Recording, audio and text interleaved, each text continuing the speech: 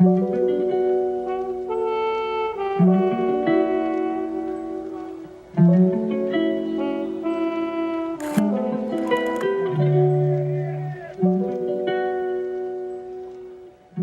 going on, everybody?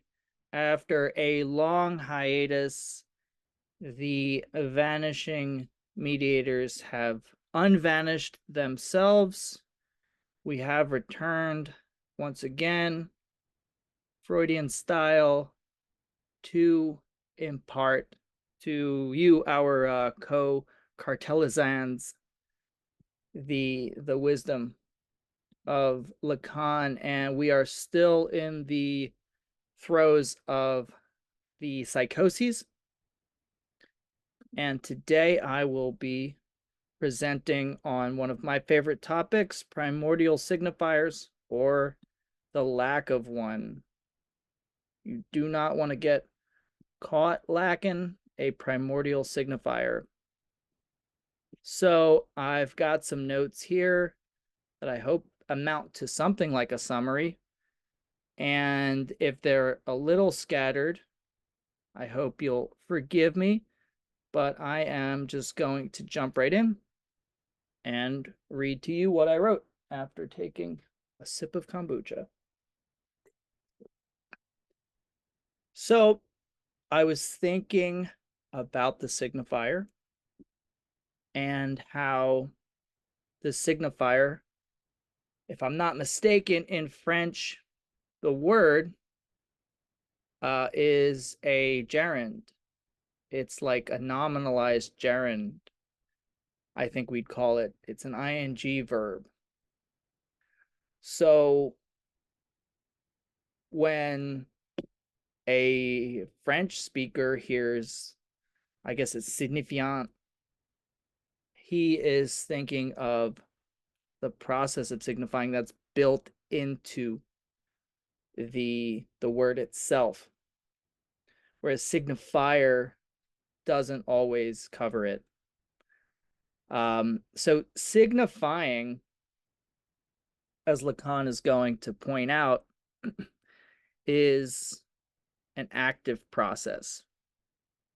And we should think about the signifier's logic as the signifier's function. And it is in motion, in a sense. It's a process that's being carried out, meaning that the way he uses significance in this lecture, I believe, would mean that there's a hypothetical resolution to this process, what I'll call kind of accomplished meaning.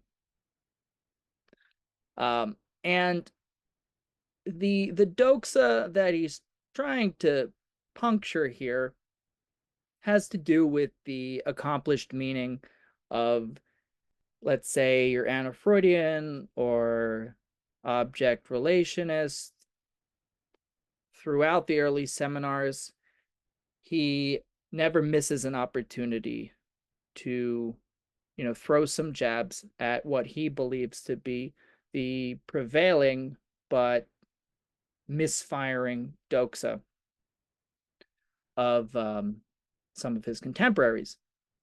So here's the doxa as I understand him describing it, which is, the psychoanalyst who has not returned to Freud as he has believes that they're on the hunt for meaning, and that the significance of the analysand's speech must be relayed back to the analysand by making them recognize its true meaning as the source of this speech. Something said in the analysand's speech regards the subject, and the analysand in this view is an individuated being whose subjectivity the analyst locates via the disclosures given by the analysand. The true meaning of the analysand's speech would therefore facilitate their readjustment to reality. Thus, their symptoms, in this view, are no more than a collection of masks worn by the miscarried attempt to synthesize partial drives. Readjustment would, in this view, again, resynthesize partial drives along the lines of an object to which the subject could relate more harmoniously. Lacan says the maze of bifurcations, communications, turnings back, which constitute a theory of the instincts, upon which the foundations on which the analytic discovery rests become fixed in place. I should point out when it's a quote or not. This is me. The foundations on which the analytic discovery rests is Lacan, become fixed in place, i.e. creating a network of meaningful references, signifieds, in which the instinctual underpinnings of the subject's, let's call it confusion, are made legible to the subject. The object relations, or Anna Freudian, believes that these latent instinctual relations, unknown to the subject as anything but the manifestations of various symptoms, can be transcoded into comprehensible meanings, which can thereafter be reconstituted to provide a stronger foundation for the ego. Such a view considers the remedy for this ego-object misalignment to offer itself through a kind of rewiring of the instinctual network. The object yielded by the success of this technique would be none other than that which is naturally preformed to respond to the instincts, the crowning glory of an accomplished signified. This theory of the instincts equals the vulgate, I'm going to call it, understanding of psychoanalytic interpretation. If the subject exhibits the signs of a quote unquote homosexual defense, like Schreber, we interpret such a structure as stemming from a fear of castration. Analysts count on these ready-made scenarios to ensure that they are never short of an explanation, as Lacan puts it. However accurate this interpretation may be, so long as it remains on the plane of the imaginary, it can never succeed in altering the libidinal circuit, which is symbolically structured, of the patient. Let's talk about causality. He says, these ready-made explanations, fossilized as they are, create a kind of imaginary coherence of, let's say, mutually reinforcing suppositions. Fear of castration is certainly a phenomenon recognized by psychoanalytic theory. But to grant this fear the status of a causal relation would amount to a misrecognition on the part of the analyst. Vulgate metapsychology gives the analyst conceptual stencils for the easy marking out of the subject's symptoms. This takes place on the plane of the imaginary, the assumption being that the analyst understands his subject better than his subject knows himself because he is trained in the correct use of psychoanalytic tools. Diagnosis and interpretation are exercises in identification, maybe unwittingly. The order of the symbolic can never be reached via this form of reasoning. The metonymy of signifiers, a process through which desire is generated, becomes subordinated to the finality of the signified when approached from this direction. Causality, object, desire.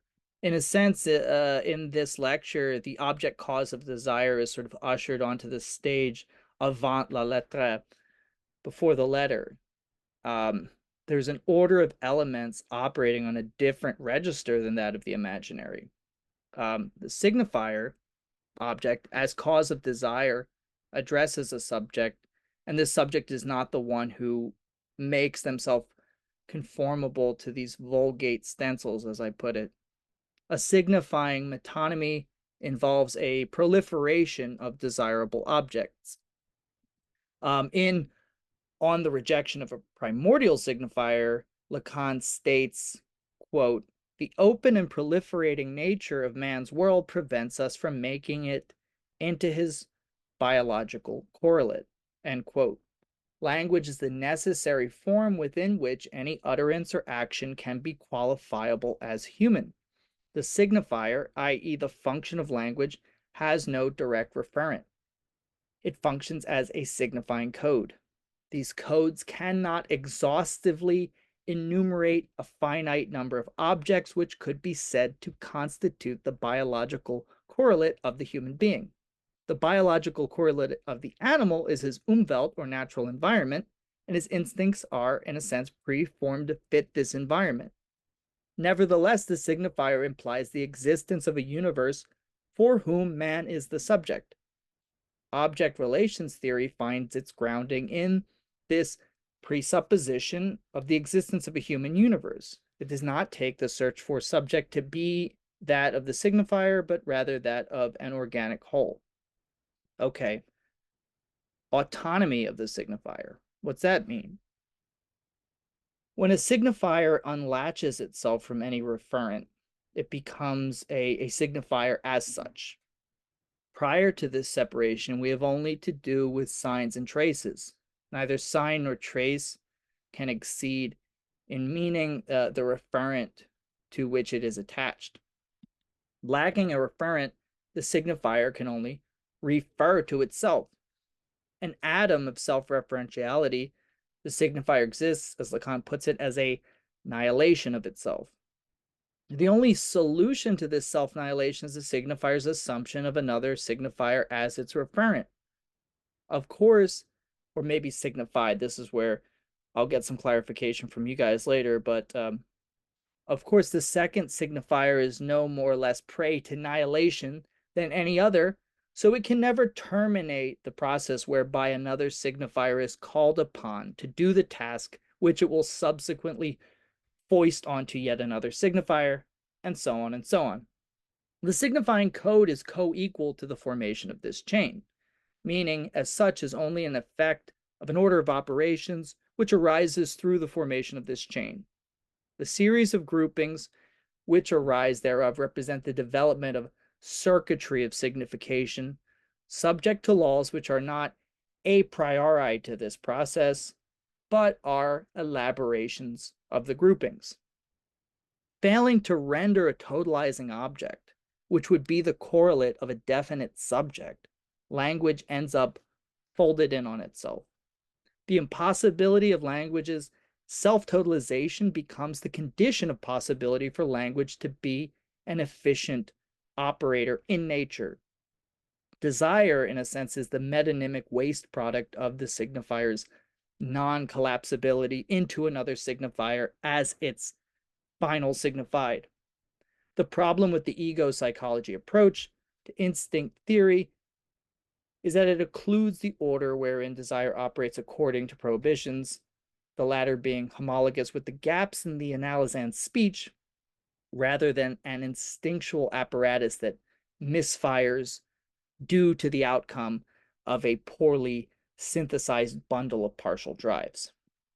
The signifier comes first, in a sense, even if it is not a product of nature, but of culture. It has effects on the natural world of the human.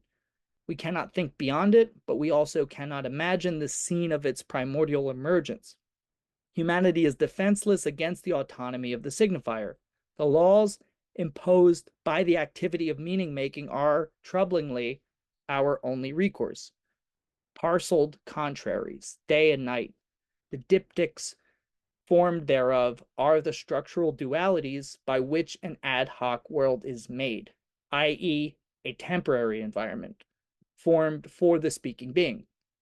Contraries masquerading as oppositions, false oppositions, which fill in for the constitutive opposition of the signifier divided in itself. The fulcrum of this order is a hidden signifier, which Lacan says, quote, can nowhere be incarnated absolutely, but which is nevertheless the closest to being incarnated in the existence of the word man and the word woman, end quote.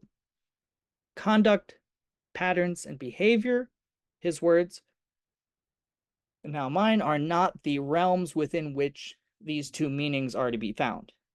If then there is no absolute incarnation of these two fundamental signifiers, no binary signifier which would launch the male or female subject towards the signifying galaxy proper to its constitution, then how are we expected to, quote, accede to a humanized structure of the real, end quote? That there is a place for the speaking subject is a possibility made actual solely by way of an identification. In neurosis, the other side of Oedipus is reached through castration. Disabused of the hope of absolute satisfaction, availed of loss, the subject can now make use of a creative absence. The signifier proper legislates, decrees prohibitions, sets the metonymic train in motion, and most importantly, allows for a distance which opens the gap of metaphor. The imaginary holism of this metaphor dualizes the subject. This metaphor makes possible rivalry with the father for the boy and identification with the father for the girl. How does this primordial signifier emerge? Lacan invites us to picture the birth of the signifier as a mythological scenario. We cannot imagine a world prior to the emergence of the signifier for the very reason that no human environment is conceivable outside of symbolic structuration. For the primitive, as he puts it, the structure of society is clearer than for the modern. Lacan maintains that the modern's understanding of his world is no more adequate than that of the primitive. He does not believe in, quote, disappearances, metamorphoses, and mutilations, end quote, more directly than we do. The difference between us and the primitive resides in the fact that he accepts that myth, I wrote that with a capital M, is to be believed by an ideal subject. He understands his world to be one of reward and punishment, scaffolded by an apportioning law which maintains the symmetry of the universe. The moderns attempt to secure a place in their world, i.e., the victory of exiting Oedipus as the castrated subject of a signifier, is, in contrast, bound to prove clumsy. To the degree that the modern refuses to give himself over to, these are Lacan's words, the fundamental rhythm of the signifier, and me again, and the rule it imposes therein, he has no choice but to conform to the behavioral model of others. He does not affirm a law outside of that which spurs him towards a putative freedom. It's as if Hegel's master-slave dialectic were to be reproduced within his monadic existence, as he falls through the bottomlessness of his own attempt to master his freedom and to enslave himself to a law which is purely self-resourced. The double bind of having to maintain his subjectivity to a law which is not capital L law, while also maintaining a distance / proximity to the annihilating void of his own freedom, requires he mirror the conduct of the herd in order to preserve a semblance of sanity. The psychotic lacks the primordial signifier. His condition is homologous to that of the bourgeois neurotic. He too fears the void, only his fear has nothing to do with repressed nor disavowed desire. For Schreber, the void widens at his approach to God. Desire, in this case, is exported to this entity which wants him, desires him. Schreber, as a result, is a kind of fugitive. He escapes Oedipus at the cost of living in a world in which the operation of metaphor and the prohibitions attendant to paternity malfunction. Another case is cited, that of the little subject whose world is shattered by the appearance of his friend's daughter. The defense against this fact of paternity, which is experienced by the subject as incestuous, sets the subject on a course towards the edges of a hole. The friend was for him his, in Lacan's words, a point of implantation in existence. The one-to-oneness of their relationship became disturbed by the arrival of another. Up until this point, the subject had clung to the coherence of an environment afforded him by the stability of his friend, against whom he modeled his behavior. Lacan urges the analyst to understand the emergence of psychosis rather than to try to imagine their way into the experience being had by the man in question. He states, quote, "It's not a matter of phenomenology," end quote. So long as it stands upright, a three-legged stool does not inspire wonder over the lack of a leg. For the neurotic, the possibility of there being an absence or lack brings with it a meaning that, quote, disappears, is eclipsed, and goes and lodges itself somewhere else, whereas reality itself remains, end quote. The defenses or the defense employed by the neurotic is repressive. In neurosis, chains of signifiers ring together are shaken. Repression performs its duty by enclosing the reality of the neurotic around the gaps between signifiers, ensuring that the widening HOLE whole of meaning does not swallow the subject WHOLE whole. For the psychotic, the signifier, quote, which is to protect the neurotic subject, end quote, i.e., a signifying representative which belongs to the metonymic chain of signifiers, is lacking. The representative, in this sense, appears as a representation in reality. The field which the normal individual, in which the normal individual is presented with meaningful, quote, footholds and obstacles, and through which the drive is transmuted into, quote, attractive love objects, end quote, opens a hole which can only be stoppered by an imaginary form. The ego of the psychotic must therefore be cut to the measure of this form. God interpolates Schreber as an uncastrated singularity. This defense is not metonymic. It does not involve the primal repression of the unconscious. It does not give rise to meaning as signifiable on a horizon beyond the oneness of an entity which speaks directly to the subject. What does any of this have to do with paternity? The name of the Father serves as the guarantor of the, in Lacan's words, truth of the thing. Is it not the case that the truth of the object invariably refers back to the signifying frame of the name of the Father, signifier of signifiers? If the Oedipal portal through which the subject is reduced to a castrated neurotic is not entered and exited by the child, he will view the Father as an alienating presence. Bereft as they are of an anchor in language, the capital O, other qua mainspring of signifiers, can never be realized. An ego, refracting the imago of the mirror stage into the duality of ego/ego ideal, can never take shape, quote, on the orbit given by the model of the more complete other, end quote. There can be no, quote, annihilating signified, end quote. The psychotic subject who inches towards the precipice of oblivion, remaining as they do on the level of imaginary rivalry with a father whose image becomes all-devouring, whose presence cannot be literalized into a name that bounds meaning. The other, quote, reveals itself in its own function, threatening to erode the internal consistency of a life world held together by careful imitations of many little others.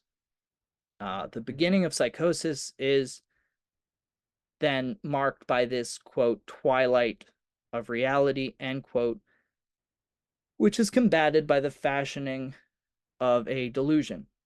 And it is the ontogenesis of the hallucinatory, which the analyst must be keen to observe through assiduous attention to the language of the patient.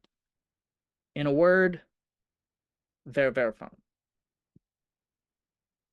That's my presentation.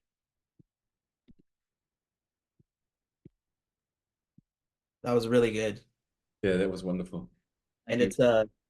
it's really interesting to really recount the crucial point about the signifier and its sort of retroactive recounting information via what like Lacan references in letter 52 of memory disturbances and this memory formation, which rests on the bedrock, or which is the bedrock for fantasy to come about in the way that this topology of the unconscious, preconscious, and consciousness and Freud gives rise to, and why it's something that's always like retroactively forming. It's like the past is always being recreated versus the way that he talks about ego psychology or any a classical Freudian revisionism,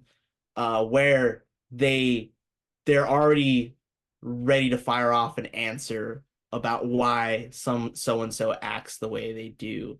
For instance, the example of homosexuality as a defense against castration, or like the synthesis of instincts sets the foundation for the autonomous ego, and that any sort of symptom or defense can be localizable to a chronological point in one's development. You're acting this way. Oh, it's because you there was a disturbance in the oral phase, right? The sort of libidinal framework and adding meaning to one's behavior. It's very cliche, but it's honestly very much a dominant way of thinking in other forms of psychoanalysis, and in the way that it operates not only like in non-Freudian Lacanian, but even like appropriated Freudian psychoanalysis with ego psychology in America. And it's just like they are thinking too soon and understanding too soon. And I think that's the importance of Lacan's intercession with understanding the logic of the signifier, and how the name of the father, which he says in like the very beginning of the seminar, I want to say it was like chapter 3, when he talks about, how like if we were just stuck in the imaginary domain, we'd be like bumper cars hitting each other, but the name of the father sets that boundary for us. And it's like with this, we get the sort of bifurcation of what the signifier does rather than what the signifier signified relation would be. And he says throughout all the seminars, and including seminar 16, that he's not focused on the signifier signified relation. Of course, he wants to talk about it to distinguish the two, but his system is one of a dual nature of the signifier, which is at one signifying and nothing else, like pure writing, and then to represent the subject for another signifier, or represent the subject to another signifier. It is a representative, and that's why we never see the subject manifest itself. We always see the subject manifest itself insofar as that it's represented by another signifier. And hence, to bring it back to the prior chapter, when he talks about the distinction between the subjective and the subject, right, which still locates itself in the real, which is objective, right? It's that the subjective is rather this way in which if I'm not conflating the two, the way in which the split is situated in either not just neurosis, but like in repression, and then the subject has this relation to the other who plays with the signifiers, who's the one representing and also holding the treasure trove of signifiers, big O, which is also represented in the math theme as A, which no matter how many signifiers you have, will ultimately reflect back and recount for the subject. And this becomes important when we talk about what is in this chapter is Oedipus complex, which, is what allows for the sexual instincts to, let's say, develop, but has that bifurcation of man and woman, right? Day and night.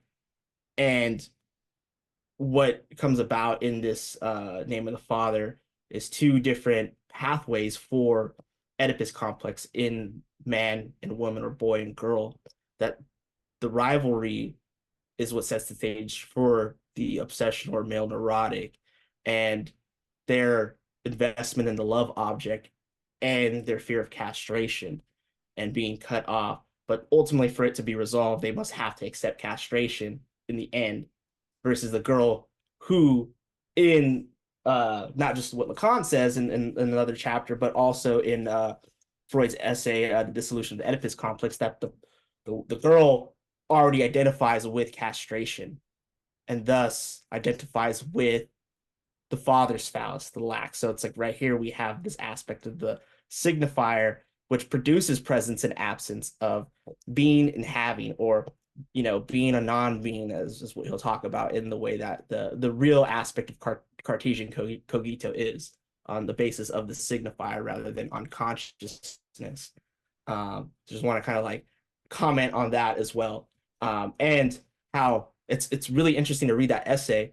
How in this period of the Oedipus complex, and for Freud, he will locate it on the latency period, but when the name of the father or the signifier presents itself in the pathways of Oedipus, that no matter if it's the woman who or the little girl who identifies with the love object of the father, which is the phallus and which is castration, and the boy who rivals against the father in fear of castration, that the law has set itself in place and the development of the superego pronounces itself.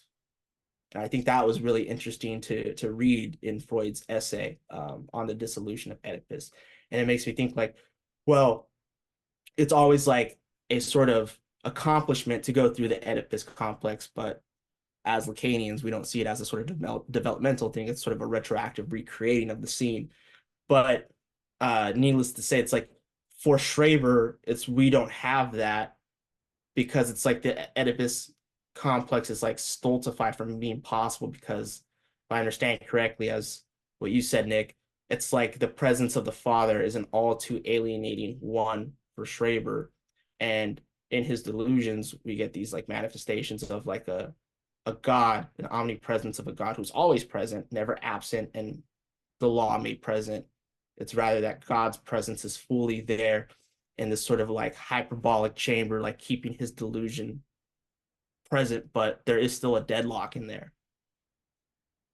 I really like what you just said about in the beginning about the comparison to Freudian revisionism, which is a great term. I love that, Freudian revisionism. But it's like, I don't know where he says that, but it's like this kind of astrology. Instead of psychoanalysis, it becomes a kind of astrology, which is structurally, I guess, it's a one-to-one relation. It's like, okay, you are overly cleanly, you are anal type or something, whatever people say, the cliche kind of thing, right? And that's always a one-to-one relation of a reference to some kind of primordial meaning. And I really liked how you worked through that in your presentation, Nick, of how the signifier is really not based on some kind of primordial meaning, or like he says somewhere in there, like a net that is over some kind of primordial meaning, which would always make it like a one-to-one relation, right? But it's not a one-to-one relation. It's like a asymmetrical, strange relation, right?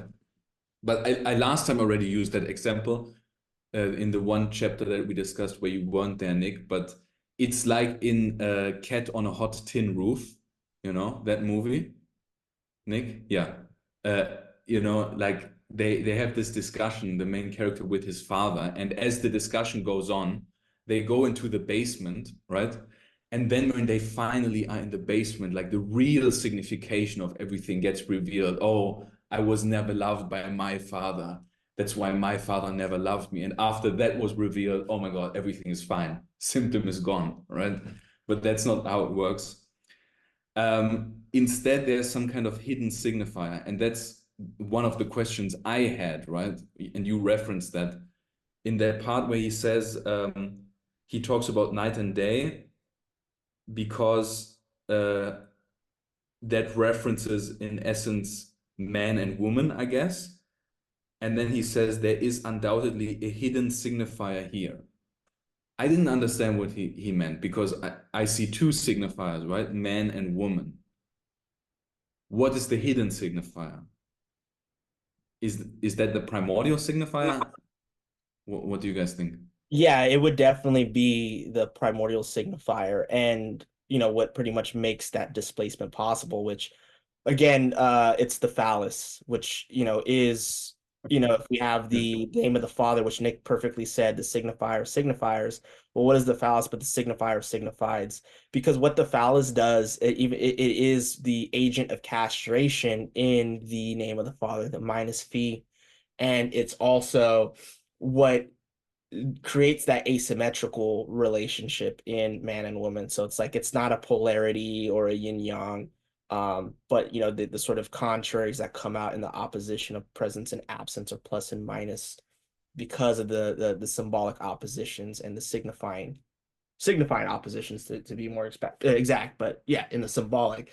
That and then what's interesting though is that like there is this way in which that the signifier does have not just the verb of signifying, but also points of signification. And I think that's what the phallus tries to do, and inscribe itself onto the sort of material property of the world and in a sort of like physio-biological anatomy sense, but it fails to do so because ultimately we get into a deadlock with the neurotic who can't seem to identify themselves with, set gender or sex or see a gap, especially with the hysteric. It was like what we were talking about with, the phallus.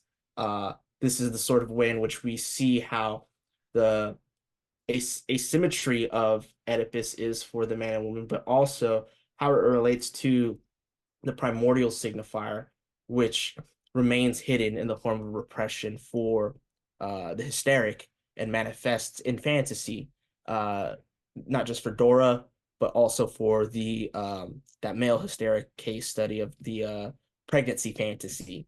Yeah, yeah. Or just like the fact that it makes me think because I had recently you know, given a lecture on Hippolyte's commentary and Verneinung, like where like we see this threat of castration manifest in Wolfman.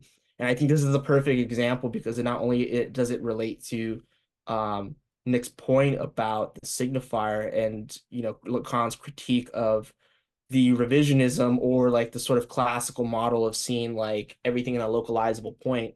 We see this notion that Freud discovers with retroactivity and topographical model of looking at the unconscious that's formulating within the session.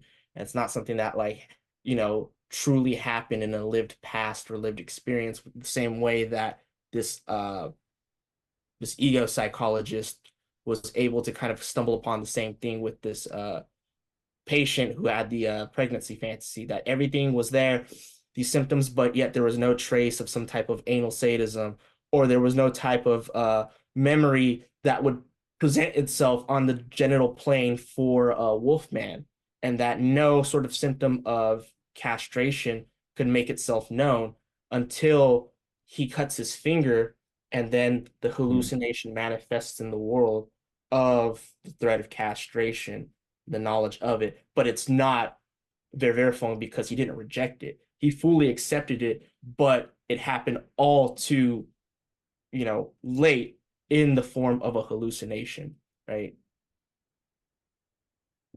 So, I mean, if we have like man and woman, right? The hidden signifier isn't really there. None of the two are the phallus. None of the two are the name of the father. You were equating those, right? Yeah, so like the name of the father would be the signifier to instantiate itself and create Yeah. the Oedipus complex, the law, and the phallus would be the sort of gestalt, a function that he would say creates the two positions. And I like to see him not as just like an asymmetrical, but also as like parallaxes, like Right. Yeah, two totally. positions of seeing the name of the father or the law, right? One who identifies with the phallus, the other one who wishes to have it. Also later we're going to have two sort of interlocking, let's say, impossibilities that constitute the phallic function.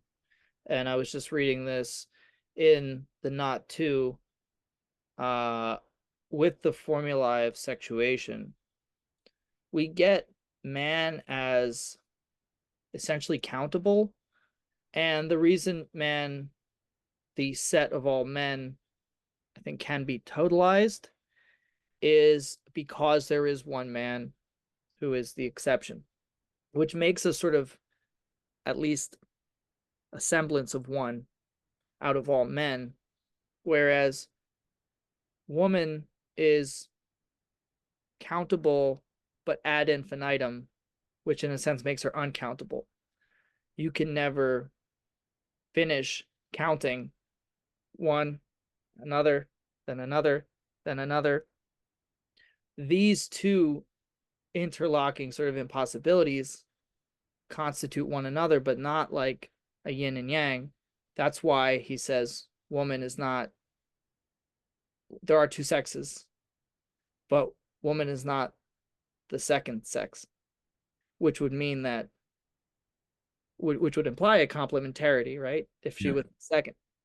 So there, it's a mathematical impossibility, which gives rise to the phallic function, because woman is entirely within the phallic function. It isn't necessarily helpful to overemphasize the fact that she has a sort of privileged relationship with Bard A, which is true with the other, but not necessarily in this mystical sense of beyond. It's actually what it does is make the phallic function itself into a sort of impossibility. Yeah, and I think in that case, like in this later understanding, he's really developing. We were talking about that earlier today, right? That the signifier, the logic of the signifier is absolutely that, right? What you were just describing, but he's still using that term, of course, but here he's exclusively, he's not doing these mathematical impossibilities, right? But he's just talking about the signifier, but it's still kind of the same, because if we have night and day, right? Day is a signifier because it's not itself, and this not itself can only be expressed by night, but yet night doesn't know what it is, kind of still. So day doesn't know what it is, if we want to express it in that way. Day doesn't know what it is, but it knows it's not night, so it needs that second signifier. Yeah. But night, we still don't know what night is, right? And the same, it's with man and woman, I guess. It's like, okay, man doesn't know what he is, but he knows he's not woman, but still we don't know what is a woman. So it's still that same situation, and the woman is at the place of the question, kind of, and the man just displaced the question onto the woman. That's how I kind of understood it until this point. And that's why he said some chapters before, I think it was in the last chapter, no, I think the one before, he said like, woman doesn't take that extra route, right? Man has to that they do an extra step kind of by displacing that question, where woman just is that question. Yeah, and that's the whole thing about, because of like accepting castration versus the rivalry Yeah. of the with the father to avoid the threat of castration. And to your point about the day and night thing, that's like where he says like no, nothing in nature or in reality can really help us grasp what the distinction between night and day is. Just like nothing in nature can really help us grasp what the distinction between man and woman are. It is purely something on the logical structure and computation of signifying oppositions. And when you look at the math themes of sexuation, not even write them down, but just to break them down, you got 4 in total, but 2 represent men and man, right? And it's interesting how, man doesn't know what he is, except that he's not woman, right? And then he knows that there is a man that is the exception, that enjoys all the women. This is the whole thing about the primal horde, right? All men are subjected to the phallic function. So the all men are. There exists a man who is not subjected to the phallic function of writing. There exists all men are subjected to the phallic function and can be written, right? And then when you look at the woman one, there does not exist a woman who is not subjected to the phallic function and is presented in a negative form. And not all women are subjected to the phallic function. So, right, we don't have a woman, but not all women are subjected to the sort of phallic function and can be written, right? So this is where Nick was saying it's like there isn't a sort of two-fold relation or like a polarity, because if there was, that would make woman one as well, right? And then you could have two. But the thing is, you don't. You have the impossibility of being one and the impossibility of being all, which would retroactively try to make itself one. And this is like where you can also see this in the form of knowledge and science, with the distinction between knowledge and truth on the level of philosophy, with trying to get at first principles in one, and of science trying to get all the facts to be one, right? But I can't give you the direct quote, okay? And maybe I'm misremembering, but I think he was saying that this exception to castration would be woman if she existed, right? So all men are castrated, or all X are castrated except one, right? And that is woman, but woman does not exist. Right? So that fits perfectly. I think that fits perfectly with that logic of signifiers he's using here. Like, okay, signifier 1 is not signifier 2, but we still don't know what signifier 2 is. So man is not woman, but woman doesn't exist. We don't know what woman is. It still has that same logic of there is an external thing, but actually that doesn't exist. It's not truly external, but we're just displacing the question outside. It's funny how also to be emasculated in a sense is to become a woman for a man, but a woman who loses her virtue or whatever in a traditional sense doesn't therefore become a man as a result. It's because she is faced with the very deadlock of what she is to begin with if she's not a wife, a mother, or assuming one of these roles. Yeah, I think I like when Brian Becker always says that this is referring to a patriarchal society, because then it's woman is a question, except she relates to a man in some kind of way. Right? That was what you were saying. Yeah, I think she relates to a man who belongs to the set of all men who only are able to gain any purchase on an identity via this exception who doesn't exist, who in a sense would have the answer to the knowledge of what woman is, and therefore possess her in her entirety as a countable one, in a sense, counting the other as one. But that's an impossibility for an actual man. Right, and this is where you see on the graph of desire the S and barred A, and why there's a special relationship to, you know, the hysteric and the barred other, is because this is where it's like, well, if A represents the treasure trove of signifiers, right, that are addressed and address the subject and are in this process of representative of, you know, that which represents the subject for another signifier, well, then on this instance of S parentheses barred A, we see the addressing of, you know, the gap of representation or representative, not that this S, you know, is not split or anything. The S is split, but encounters it, you know, in a different form, addresses it on the level of jouissance, right? Because this is where it is on the graph of desire. When you look up on like the full graph, you see it on the level of castration and jouissance. And this is where, you know, what makes the hysteric also the discovery of psychoanalysis, because it's able to address, as what Nick was saying, this sort of like deadlock that the woman encounters herself in, because even if she ceases to meet the virtues of what it means to be a woman in patriarchal society, it doesn't make her a man. It Yeah. puts her in this question of what am I, right? And not is it am I a man or a woman, but rather am I someone that's capable of fitting a function in society when it's impossible, not because she herself is like split, but rather she encounters the split in the other, right? And when she relates herself to all men, all the men are split, and she ends up encountering, you know, the signifier God, right? Or not literally God, but he who would be the excluded one, or like the one that is excluded from castration, right? And the main thing is to go back to what I was saying about the math, like the mathings of sexuation, right? Of course, there in the male in the sexuation of man, there is that one who is excluded from that process. There's one who is not subjected to the phallic function, right? But the problem is that he doesn't exist. He's dead.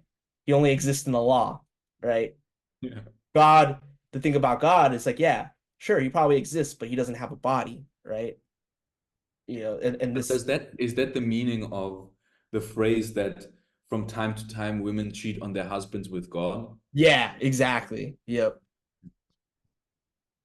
But what I really like about how he's describing this whole logic of the signifier in this seminar is that um, on this level of sexuation of man and woman, it is exactly, it's like a relation between two signifiers that is exactly the relationship of all signifiers, the logic of all signifiers.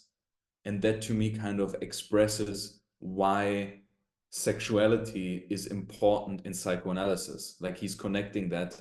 In the following chapter, he will say like that focusing on the logic of the signifier doesn't mean to abandon the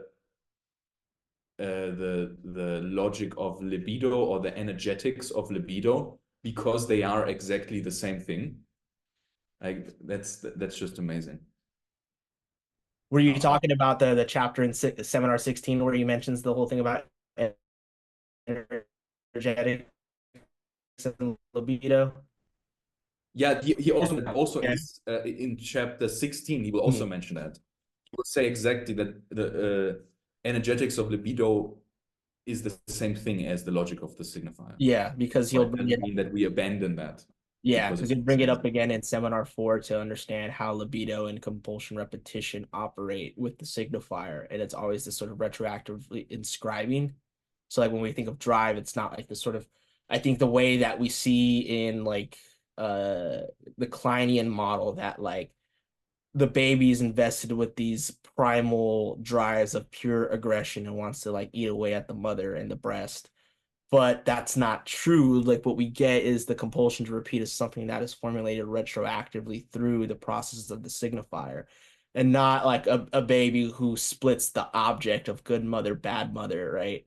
The interjection of a good object and a bad object. Rather, really what we have is the introjection, and if you want to use those terms, projection of a compulsion to repeat on the level of the signifier, which is formulated through Freud's notion of Fort Da, right? Compulsion repetition of presence and absence, which is always in a new form, but trying to recreate the past. And this is the energetics of it, because what we see is not a sort of, you know, origin of primal drives that are just aggressive and kinetic, but rather something that is suspended, and it's on the level of potential.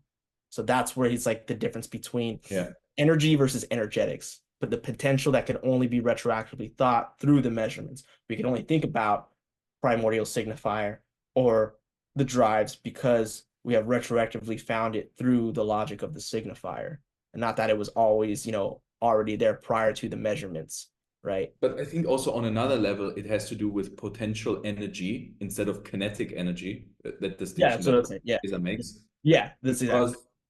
Because also with man and woman, I was thinking of what is sex, right? And there she says, or was it in Sex and the Failed Absolute? I don't remember, but it's like man and woman is like one plus it's not 1 and 2, it's 1 plus. And that's exactly like the signifier, because it doesn't have a referent, because it only refers to itself, as you were saying, Nick. It's like it can have signifier 1 necessitates another signifier to represent its absence, but this other signifier is again a question. So it doesn't resolve the problem.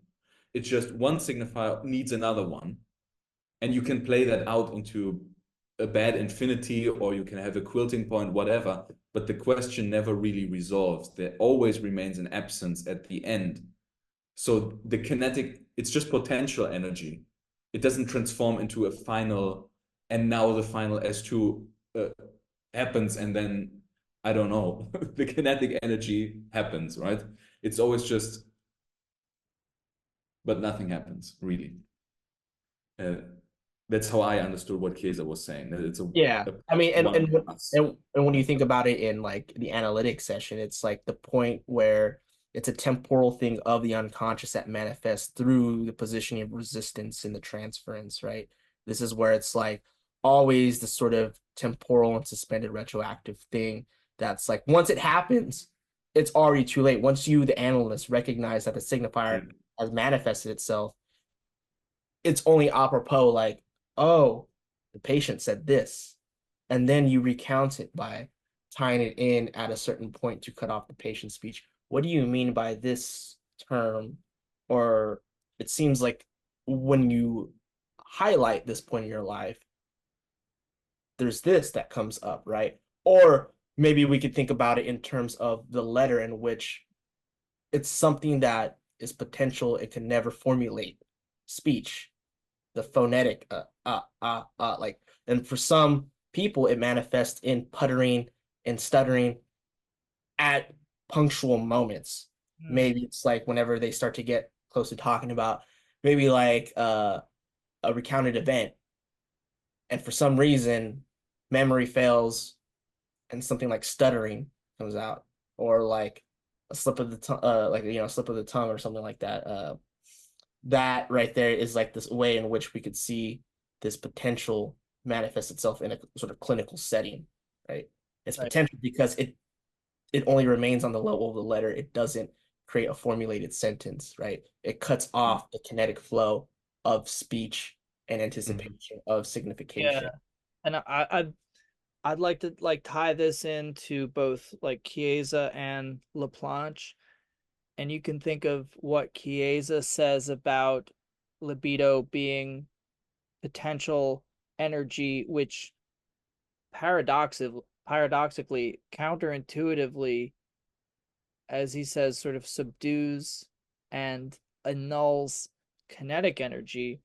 And I've been struggling with that idea for a while, but Andrew, what you just said about the way an analyst might interrupt the flow of a patient's speech at a specific moment, at a punctual moment, makes me think of how this moment of discharge that's always emphasized in analytic theory is not what it might appear to be in the commonplace, common sense understanding of this idea of like discharge, which of course has very sexual connotations, but it is, to my mind, a moment that's always already arrived in a sense. So the drive doesn't express itself in this kind of explosion of jouissance. It's not this like kind of Super Saiyan moment necessarily. Once you have given the analyst the signifier which they jump at in that moment, it's always already been said. It's always already been tied back into the entire network, not in a way it's like, oh, it just happened. You just had the revelation that you've been searching for.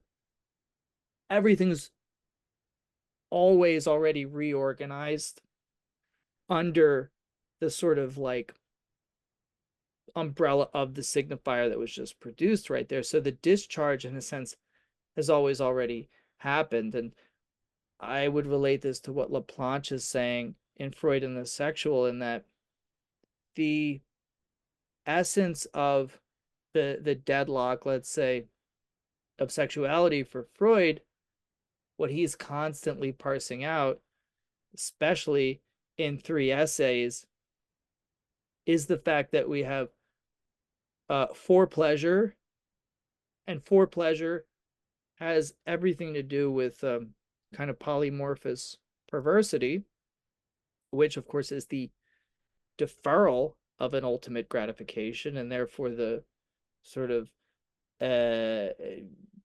positing the illusion of an ultimate satisfaction, and then actual animal biological sexuality that comes about through puberty, which of course involves a procreative function. How do these two different sides of sexuality interact, and why is it, as Freud puts it, that sexuality arrives finding its place usurped, already occupied by this other warped kind of sexuality, which can only be signified kind of after the fact, which is the polymorphous perversity. So we see how language, the way signification works, this endless deferral, and this potential energy, which never really arrives at its kinetic moment, is kind of like running parallel to sexuality itself.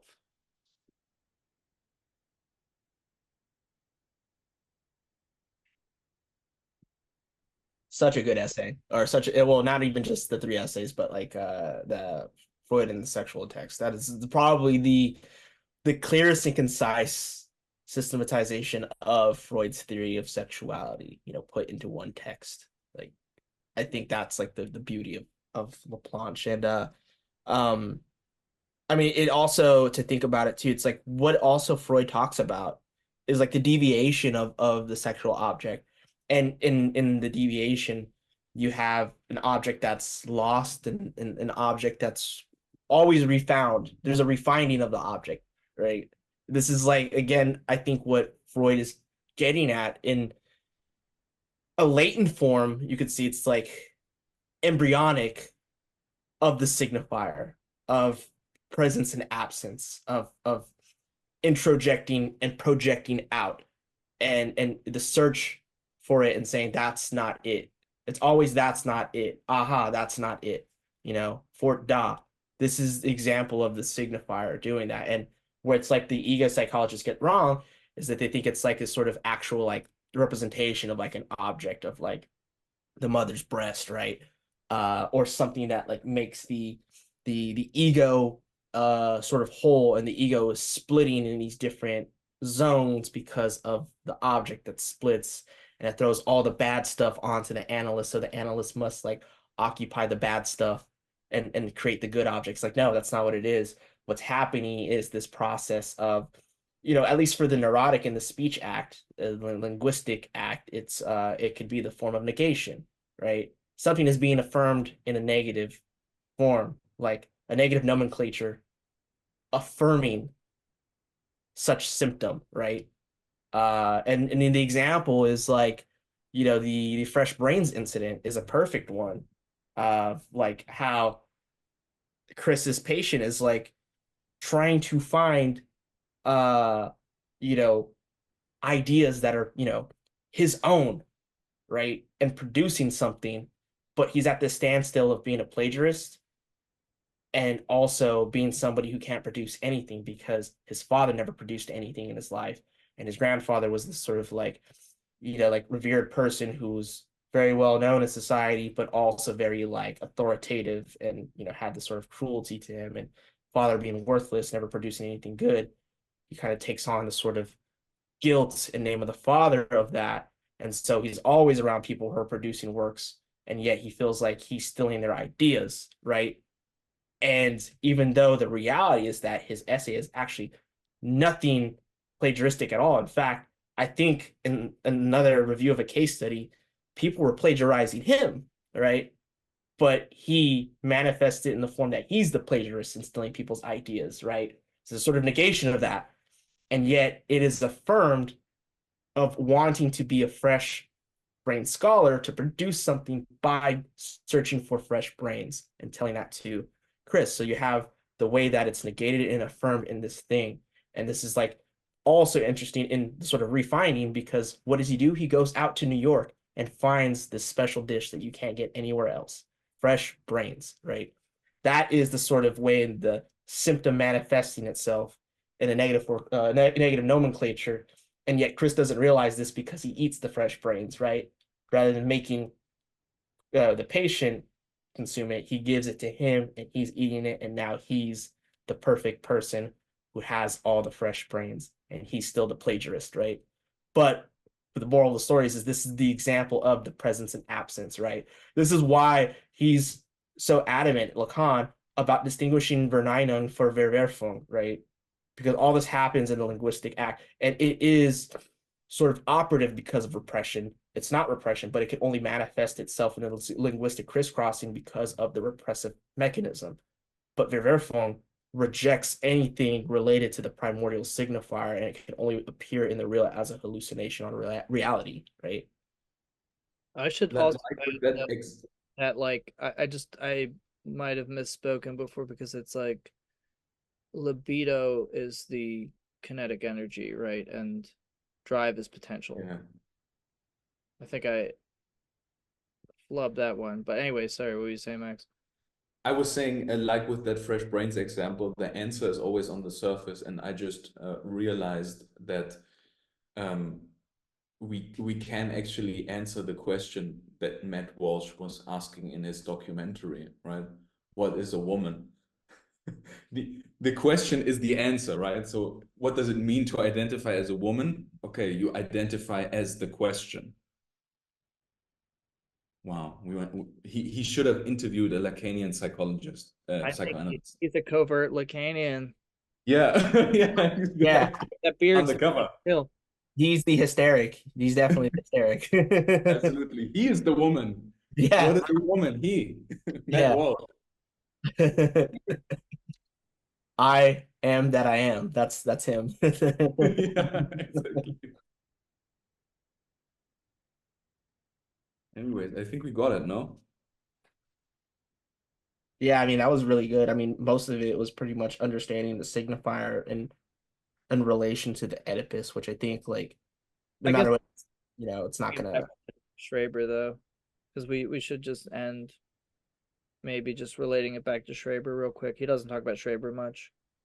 Yeah, I mean, it still goes back to like what is said in the past about, well, if what is repressed is always the return of the repressed of this question, the knowledge of the question concerning castration for the neurotic, and that's what he says, that his ego asks something that he doesn't want to know the answer to, but the unconscious is structured.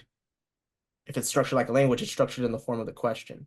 The neurotic is always, in the form of a question. But for Schraber, it's like he rejects any knowledge of such question to begin with. Like he wants nothing to know about castration.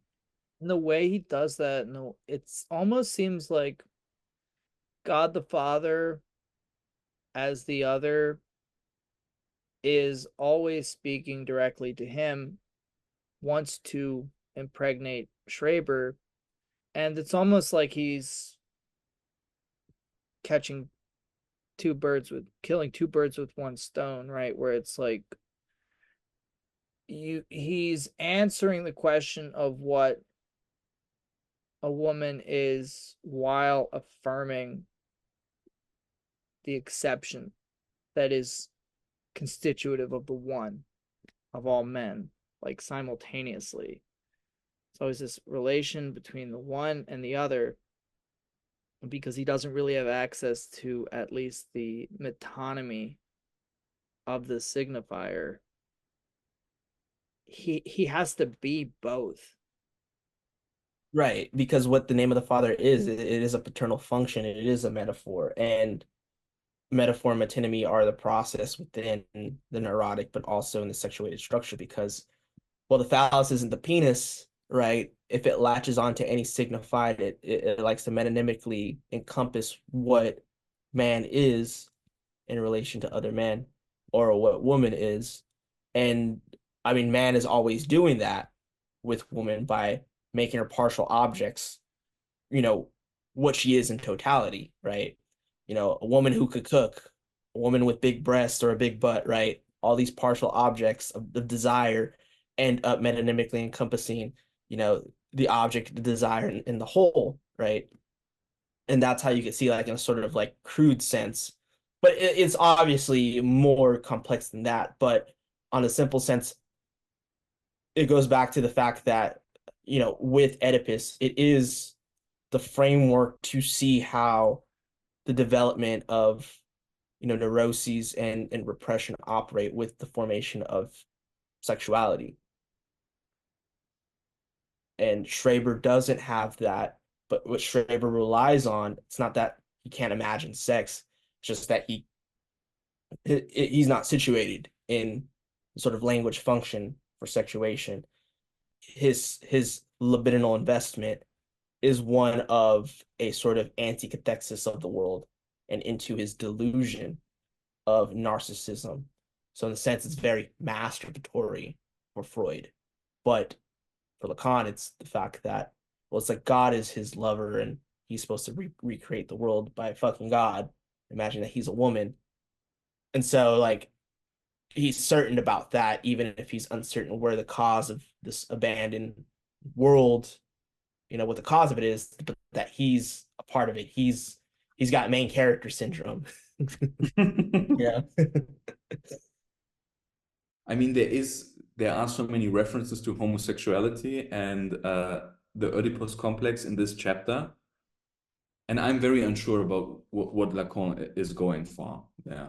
Well, yeah, it was like something that I mentioned before, like you know, like when he's critiquing the other forms of psychoanalysis, they're ready to kind of see that any sort of homosexual orientation, not that all are like that, but that there's this insistence to answer too quick of that if any patient who's, you know, trouble with their homosexuality, that it's a defense against castration. But for Freud, you know, the arise of homosexuality for certain patients really rely on this inversion of Oedipus complex, where rather than them investing into, you know, the object love of in cathexis, they make themselves that object when they mirror from the mother function, right?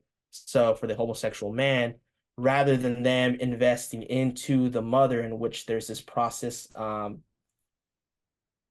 in Strachey, he translates it as anaclitic, but for Freud and Laplanche, it's Anlehnung. I don't know if I'm pronouncing it right in German, but to lean on. Yeah. And it's this process in which there's like this formulation of not just narcissism, but to differentiate itself from autoerotism, a world where there's nothing but reality, but there's no differentiation between the organism, there's inner and outer, and then narcissism as a libidinal investment into the image of the body, which then, you know, because of the mother, that's the sort of a mirror stage process, right? The mother sets the Yeah. background for that.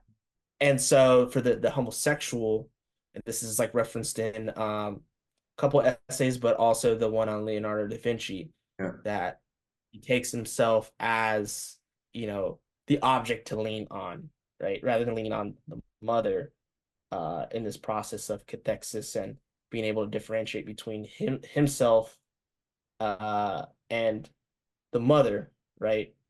Which then could introduce Oedipus, because the primordial question is not, you know, what does the other want, but what am I for the other, right? That's the first neurotic question, which introduces Oedipus, which Lacan will talk about in seminars 4 and 5, right? Yeah.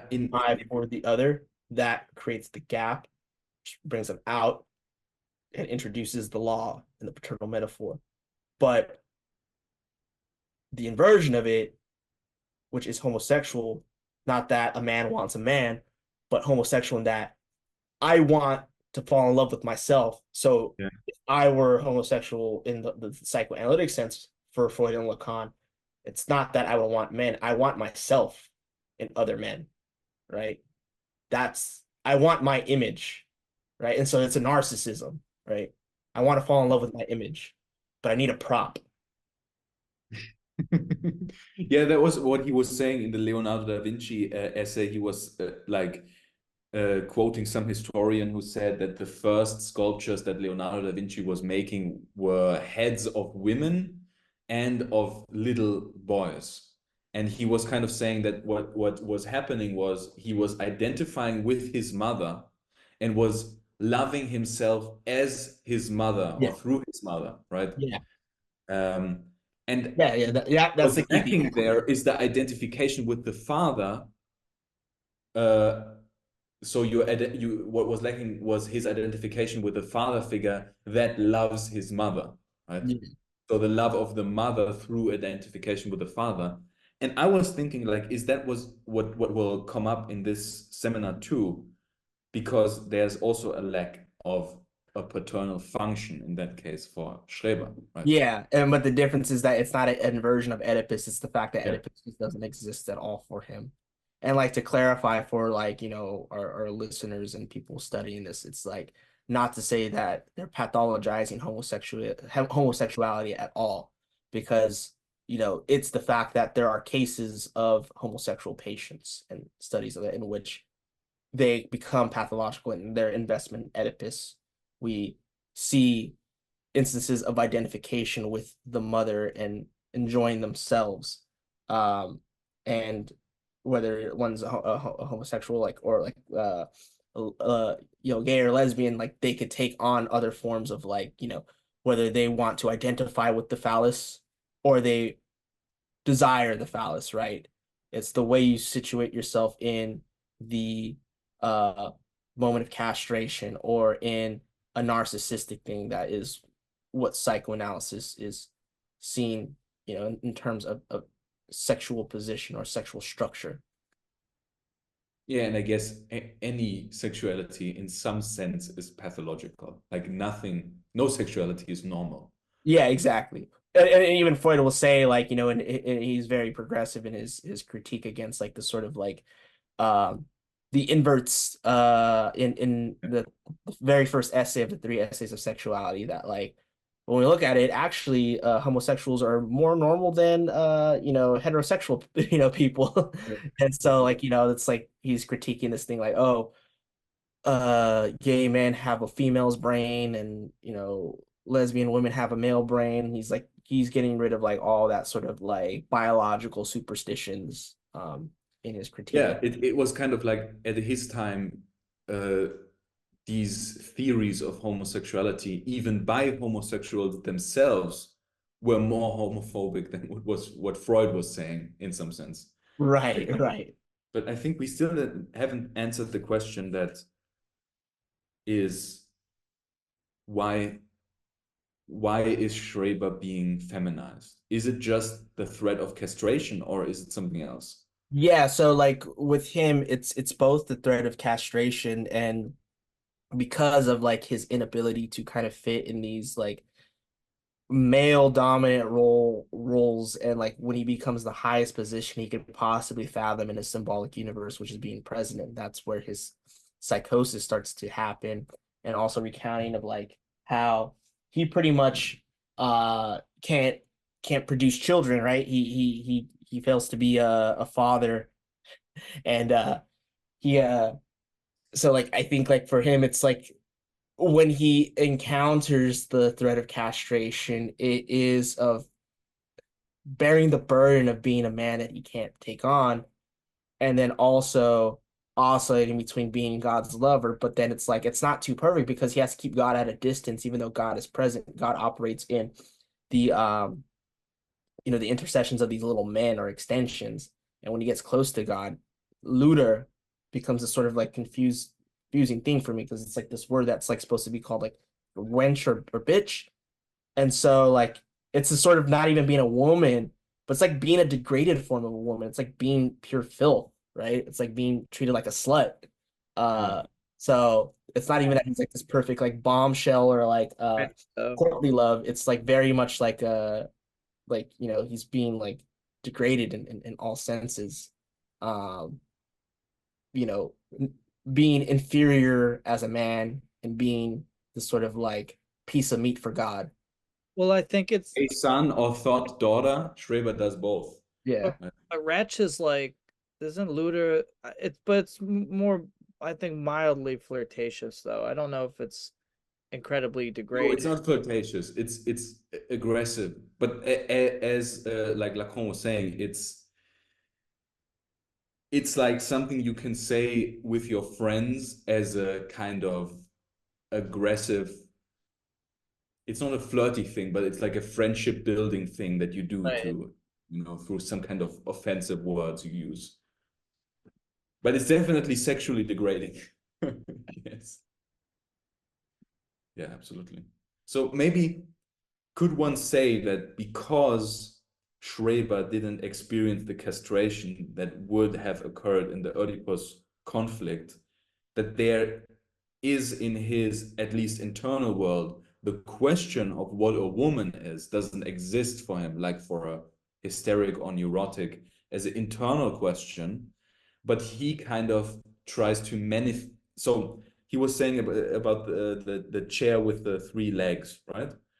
That Schreber is lacking one leg, but he has to solve this question of this lacking leg of the name of the father, right? Which would imply if that name of the father would have been there, there would have been the question of what is a woman. So maybe he is becoming a woman to integrate that question into his world. Yeah, Something like and that. it's funny because like then it's like it makes me think of D&G on Becoming Woman because I think they use Traver as their prop for that. But they obviously go in their own direction with it in A Thousand Black Toes on a sort of like transversality, countercultural way than what we're talking about. But they're not far off from that. It's like there is this process of becoming from, but it's nothing revolutionary. It's still caught in this delusion that the further he goes that he encounters God, which puts into question this inoperative unconscious or this inoperativeness of it, but it's because of rejection and this avoidance of encountering the threat of castration, and that's why like he references Schreber's activity of encountering this like close proximity to God and Luder with the stickleback when the stickleback sees his own reflection in that beer bottle or whatever, and the oscillation between aggressivity and eroticization. It's like he's eroticizing. I think that what Lacan says is it's eroticizing the signifier, but it's not that the Yeah. signifier is operative in um his symbolic coordinates, but that when it returns in the real, there's a sort of eroticization of it, but the too close to it becomes aggressive because his investment in the imaginary world as a form of secondary narcissism is one on aggressivity because of the sort of temporality of it. It's not consistent. And so therefore he needs not just delusion, but he needs hallucinations. They're still painful, like it's nothing pretty at all, but it keeps his entire world consistent. I would say that it is the delusion of becoming a woman that is what keeps his world consistent, or at least what solved this problem. But I think what Lacan is kind of saying is that Schreber is, by lacking the signifier of the name of the father, he's just lacking the tools to react to certain things that happen in his life, right? Yes, like He the cutting off. Yeah, like the cutting off become of. a father, and has a great career where he has a big status, high status, and he's just lacking the tools to somehow react to this, and that triggers the psychotic episode in which the signifier comes from the outside, comes from the real to him. And I think when Lacan is saying eroticization, I'm reading that as that's the only tool he has, which is the imaginary. Yeah, Right? yeah, He no, can definitely. only react to it in an imaginary way, which would be aggressive. or erotic. Right? Yeah, because you can't think of it without either or in the imaginary. And it's also interesting to think about how he's always differentiating Schreber from, a hysteric like Dora. And we see it also play out in this male hysteric patient where it's like when he's at a certain point of his life, then symptoms start to manifest, right? The world begins to crumble for both of them, but they don't have the psychotic delusions. Rather, it's this question of what am I, a man or a woman, or am I able to be someone worthy of procreating in society, right? It's like they see the whole in reality, they see this sort of split in the other and questioning themselves in relation to it. But for Schreber, it's manifesting in a psychotic structure in which reality is replaced by delusion. And what intrudes in these delusions are verbal hallucinations. It's the signifier returning in the real onto reality as a delusion. Therefore, like this moment of anticipation of having to finish the sentences, these what is those birds that make those like sounds? The wind that cuts him off, it cuts off his thinking. These are moments where like there's never full signification, right? And then to what you're saying, like even prior to his delusions and everything, like not being able to fit into the symbolic coordinates of society, but rather than being hysteric, it just comes down into a form of psychotic structuration. And that his delusion is something that he is eroticizing because he loves his delusion like he loves himself, as Freud talks about Yeah. psychotic. Yeah. It's interesting how the imaginary is erotic in that way, and what Lacan says at the end of this lecture about how the relationship that he has with his father is founded not on a pact, not on a symbolic pact, but one that leads to a relationship that leads to aggressivity, fear, rivalry, and how there's like a strangely erotic element to it. So it's alienating. It's essentially alienating. And what is alien but otherness? And it's like the otherness of the locus of language is for Schreber impossible to deal with without a kind of like grandiose identification. And it also appears in the form of words like Luder, which are like innuendo, which have double meanings, the meanings of which he can't really fix. And maybe this is kind of out there, but it's funny how, when it comes to language, we're always very aware of slipping into innuendos by mistake, because language at the imaginary level, when you are, engaging in foreplay or flirting, then you might be kind of leaning into the sort of innuendo.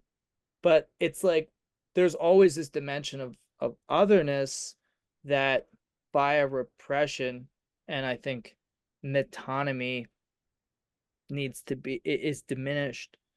But it's really interesting how Lacan underlines the erotic here and the I think aggressivity.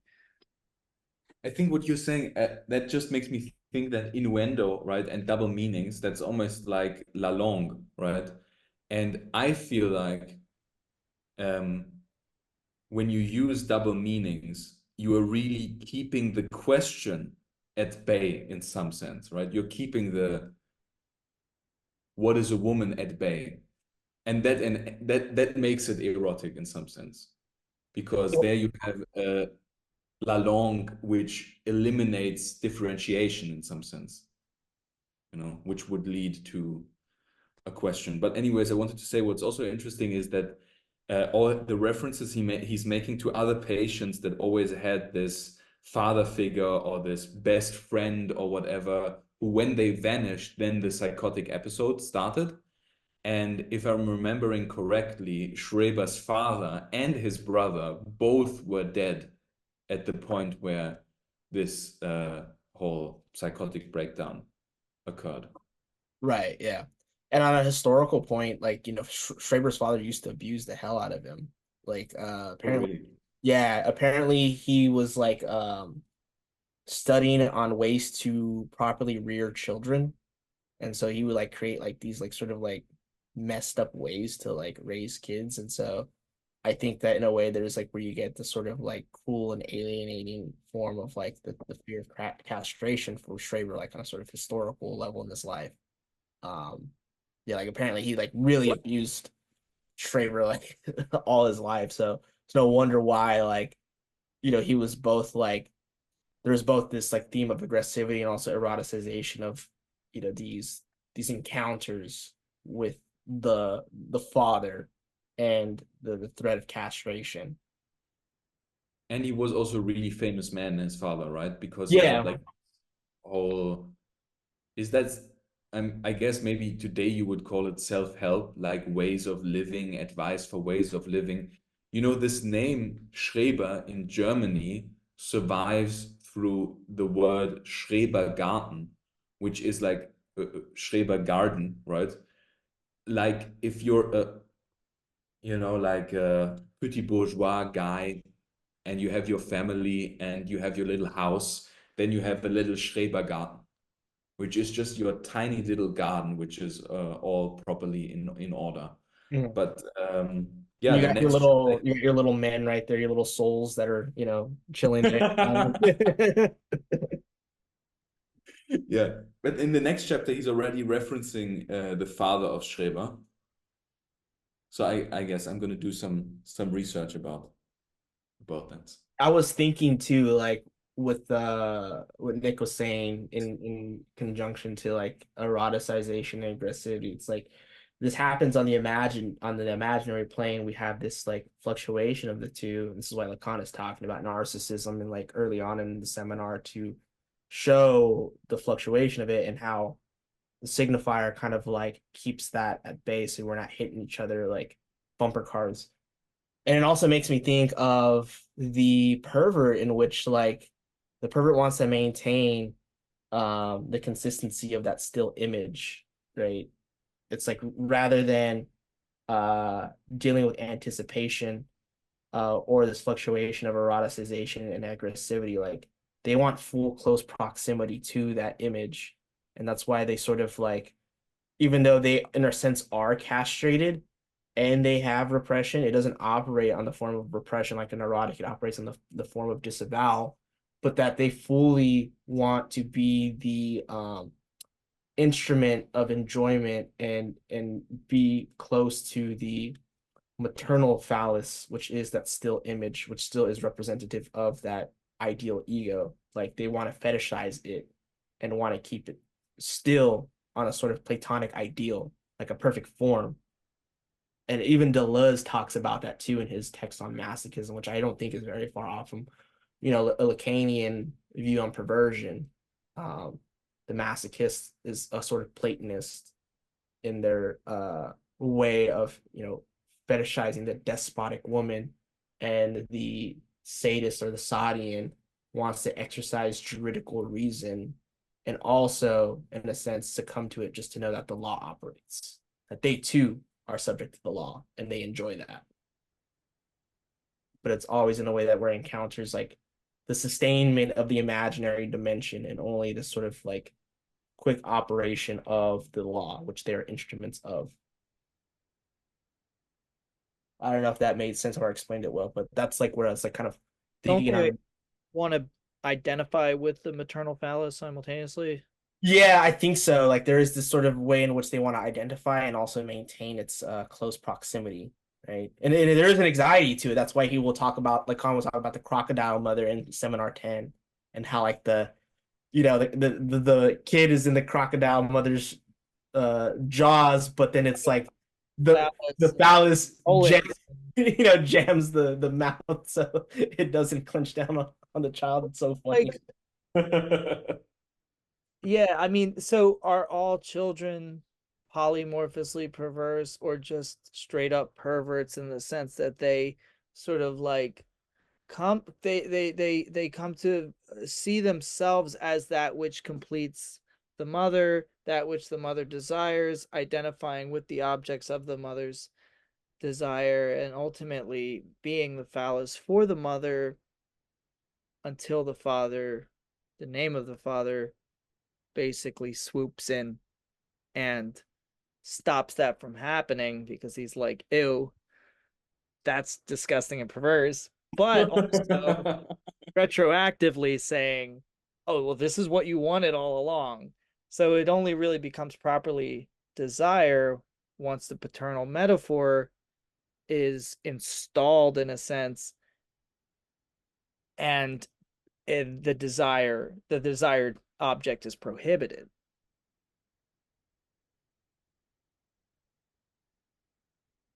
But I guess to be perverse,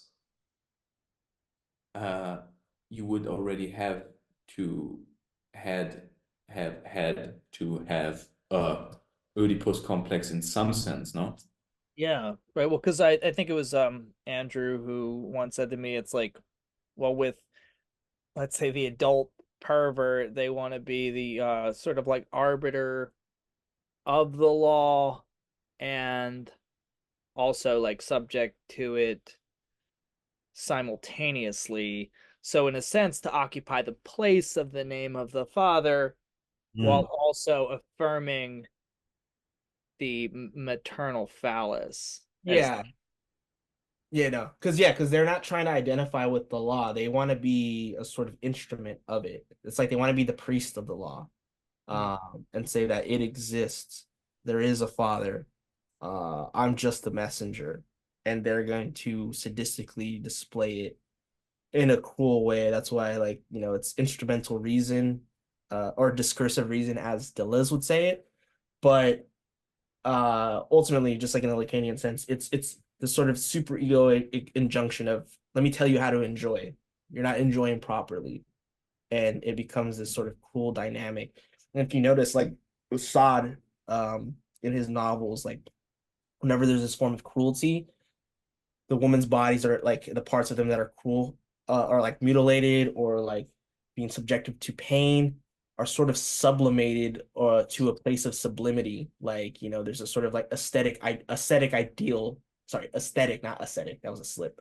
Ideal of like that object of subjected to cruelty, like kind of eroticizes the pain, not because the object itself is beautiful, but that it's subjected to this sort of law of beauty, right?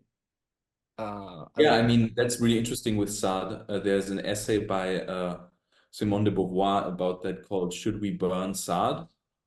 And she talks about that a weird thing in Sade, which is, on the one hand, he's always saying what I am doing is the law of nature. This is total. I'm totally following the law of nature.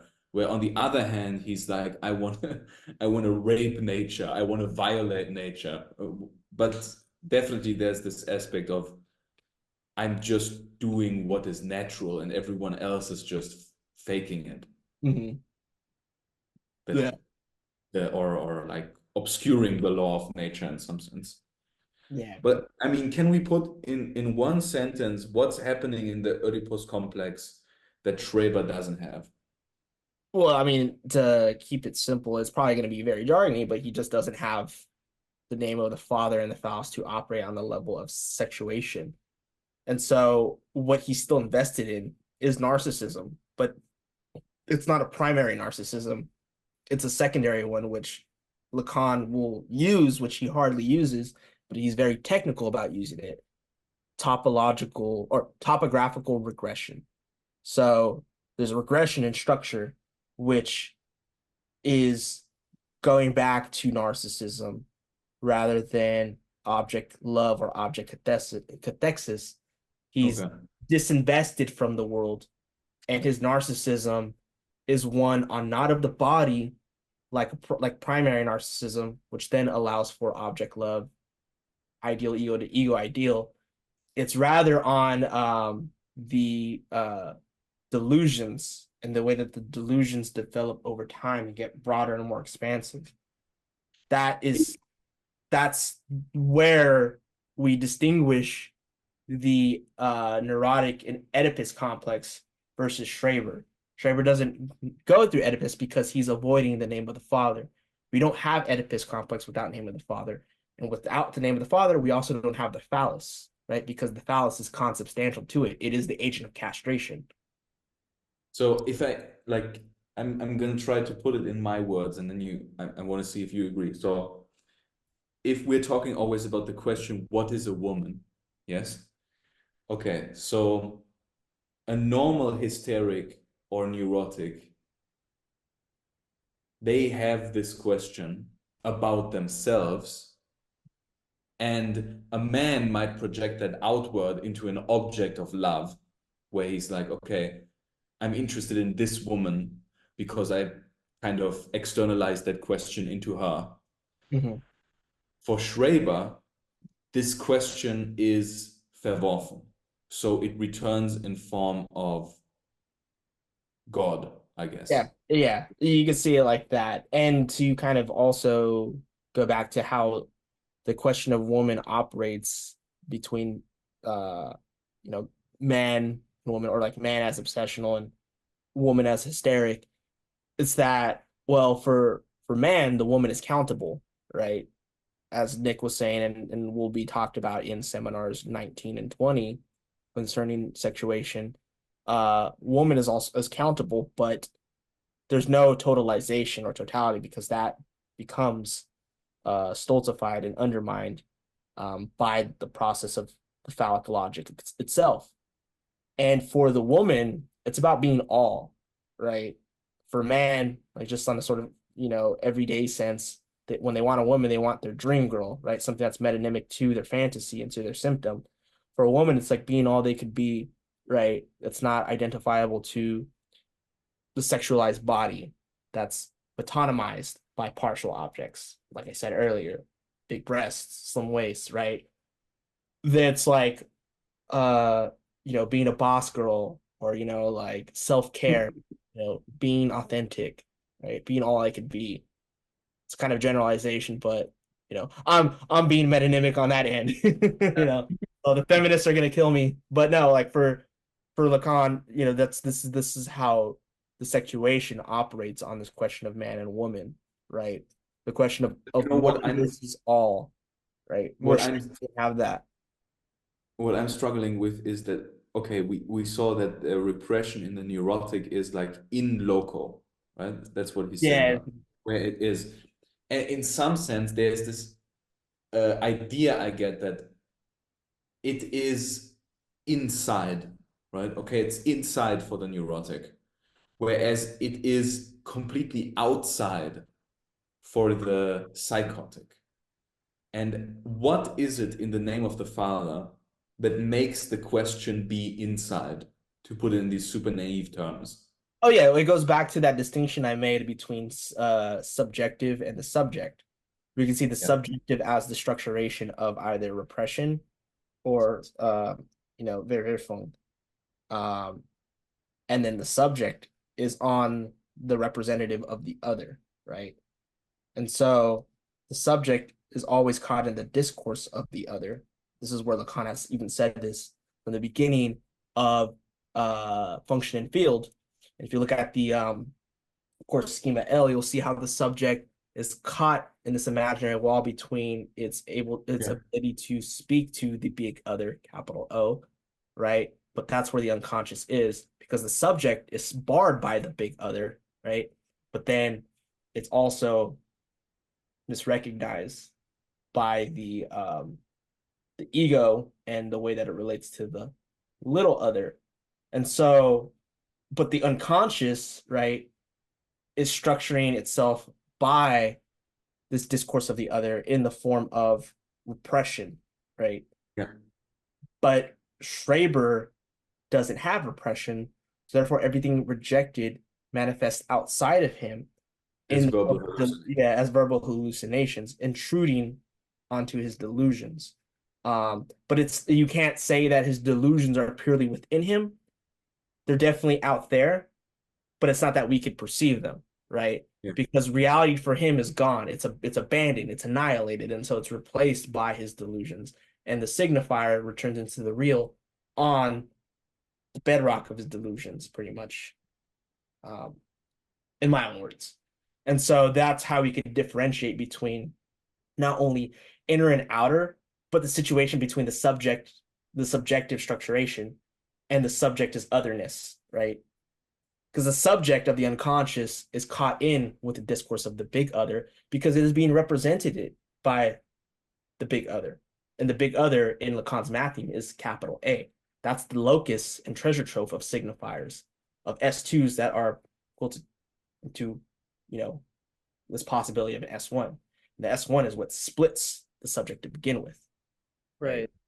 It's like the name of the Father, as I picture it, sort of, it's the name that circumscribes the big other. And if the big other can be circumscribed, then we have the signifier. And by means of the signifier, the subject can at least metonymically sort of not answer the question, but pursue a kind of a line of questioning that would say what they are for the other, at least in that moment. And that is the attainment of a symbolic phallus, which of course involves like acceding to a certain role. For Schreber, when he's called upon to accede to the role of judge, right? Isn't that when he has his psychotic break? Because this model of virility is lacking. Now he has an idea of what a father is, or not is, but he has a relationship to his father, but he doesn't have a relationship to the name of the father. And it's like even for an actual father, they also invoke the name of the father, which, like we were talking a few days ago, could even be one's surname, right? So in a sense, like a Casca doesn't act in this manner. Flores or Castellucci is not. It's unbecoming of one to act. That is almost like the invocation of the name of the father. Oh yeah, certain law, right? And that law is, it's like it's all encompassing. We exist within the ambit of this law, but for Schreber, the law cannot really come from without, but a signifier in a sense does. Yeah. And it reminds me of in Sopranos where Tony's always like, you're a soprano, you're Italian, that's the way the name of the father operates. But you said something that's really interesting. It's like, well, Schreber knows his father, but he doesn't know father as such because it's outside of his ability to register that. And that's where his even ability to be a father is undermined because of that lack of the name of the father, because then the problem of being a father wouldn't be an issue for him, at least, if we were to put it in that way. Because the question of father as such, that's the question. What is the father as such for him? He doesn't have that. He only has a relation to his father. That's a great point. He has a relation to his father as a little other, but not to the father. Exactly. And now I get what you were saying. It's about, so the name of the father is really the installation of the einziger Zug, right, of the unary trait.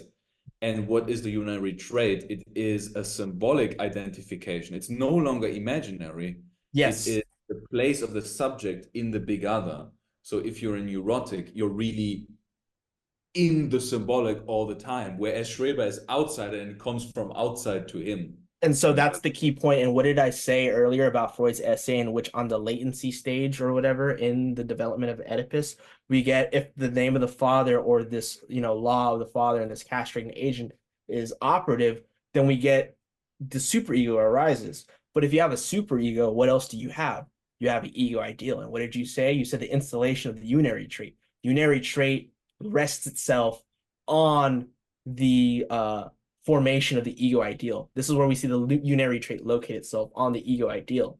The shadow of the ego ideal is the superego, which is the agent that still keeps the name of the father going in a misrecognized form, whether it's announce or enjoy. And isn't it also the case that it's like we have the paternal metaphor? A metaphor is ultimately a substitution. And it seems like there's an illusion of wholeness in this substitution, that the metaphor, better than just like this endless metonymy, is this ultimate sort of substitution, which almost finalizes the ego of the subject, because if I'm able to attain different symbolic statuses and have attached titles to myself, it would answer the question of what I am for the other. And that is a metaphor ultimately. Anytime you say I am this or that, it's a metaphor, as opposed to just saying, well, I'm wearing this and I do this and that. But like to say I am this in any form is metaphorical. Schreber tries to invent a metaphor for himself, but in the fucking wackiest way possible, right? But it succeeds. It does succeeds. succeed. It does. Yeah. And that's beautiful. But what you were saying, I think that's exactly what Becker was also saying, that he was saying Schreber doesn't lack metonymy, but he lacks metaphor. And that's what he's always struggling with. Yeah, absolutely. So Yeah, if and you don't have that unary trait, you don't have the capacity for a metaphor, right?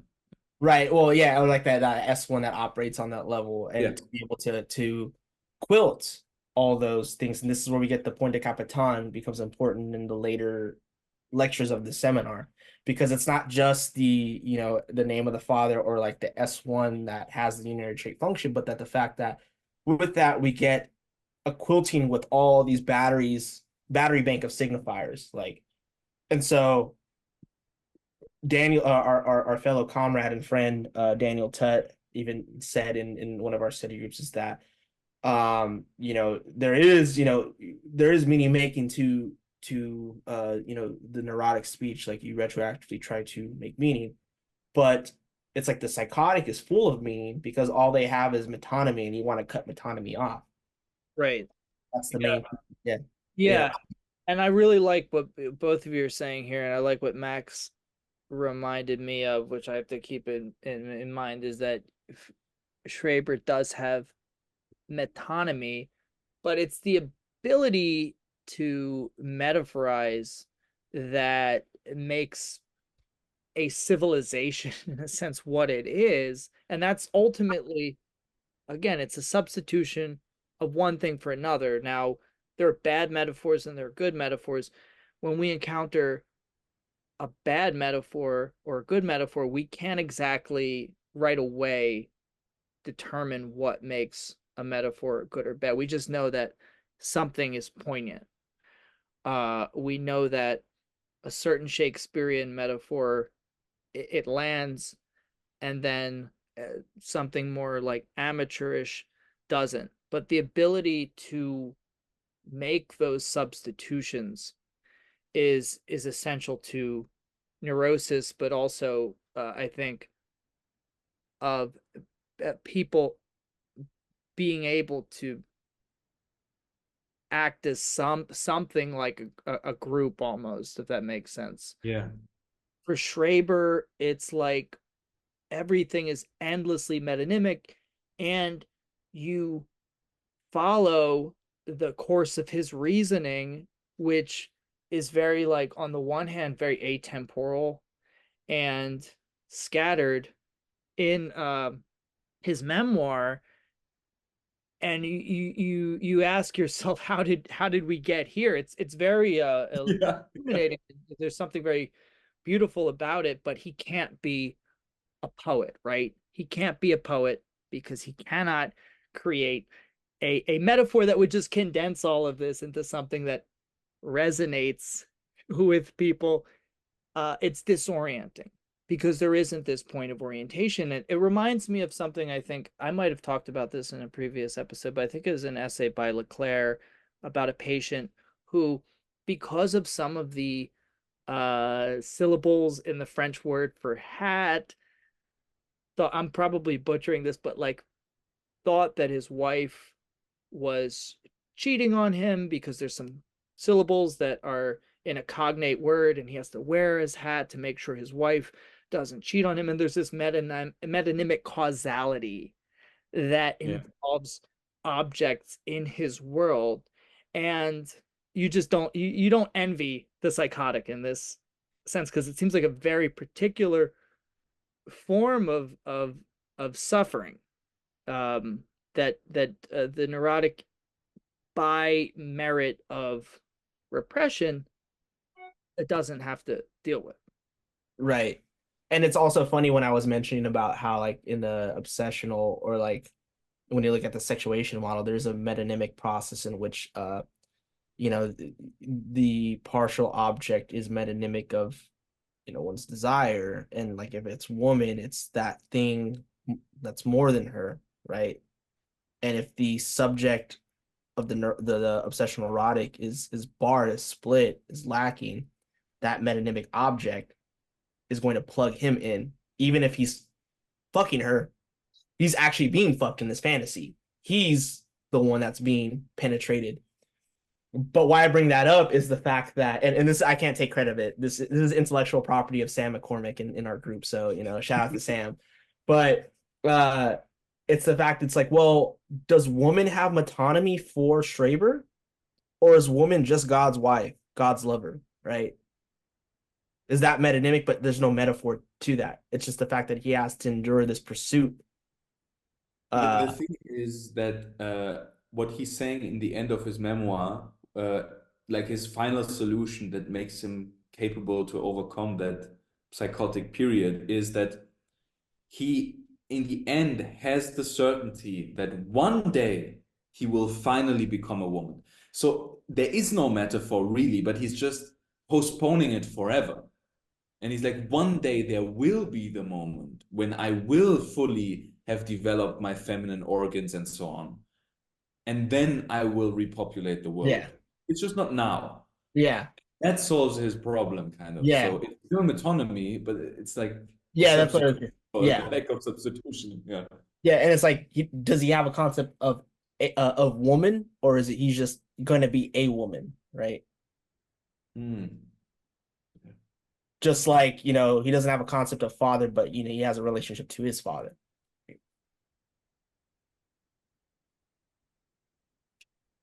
And that goes back to his thing of name of the father, that he doesn't have the name of the father instantiated into him. Yeah, but I also wanted to point out that what you were saying, Nick, was really genius about like that a society is characterized by its metaphor, and that brings back like the original idea of the symbolic as a social bond really strongly, right? That you have the social bond, whereas Schreber is completely in his world all the time because he's really struggling with that there is not that. But even then, there's a dubiousness to this metaphor of social bond, because what does Lacan point out with his discourse of freedom? That really what freedom encompasses is not something that we all have, but rather just a purely individual discourse of pure individuality, which gets disrupted when the other becomes present, right? And so it's an open-ended discourse, and really it is a delusion that we all share. And so it's like Schreber's not really something out of the ordinary, right? In a sense, we're almost kind of like Schreber. We have this kind of abandonment. We're almost like Schreber, right? We just haven't accepted our stupidness, right? Yes. Right. Yeah. And I think he's also saying that our metaphor of freedom and autonomy is especially problematic, and that, of course, Schreber's psychotic solution to this the predicament of modernity is also going to, in some ways, mirror and rhyme with the neurotic solution, because freedom is just as much of an issue, I guess, for for him as it is for the neurotic in a sense. Yeah, it's like the sort of sophism of anticipation of the perfect solution. Perfect solution, which is specious and fallacious because it rests on a false presupposition and the conclusion is an error, right?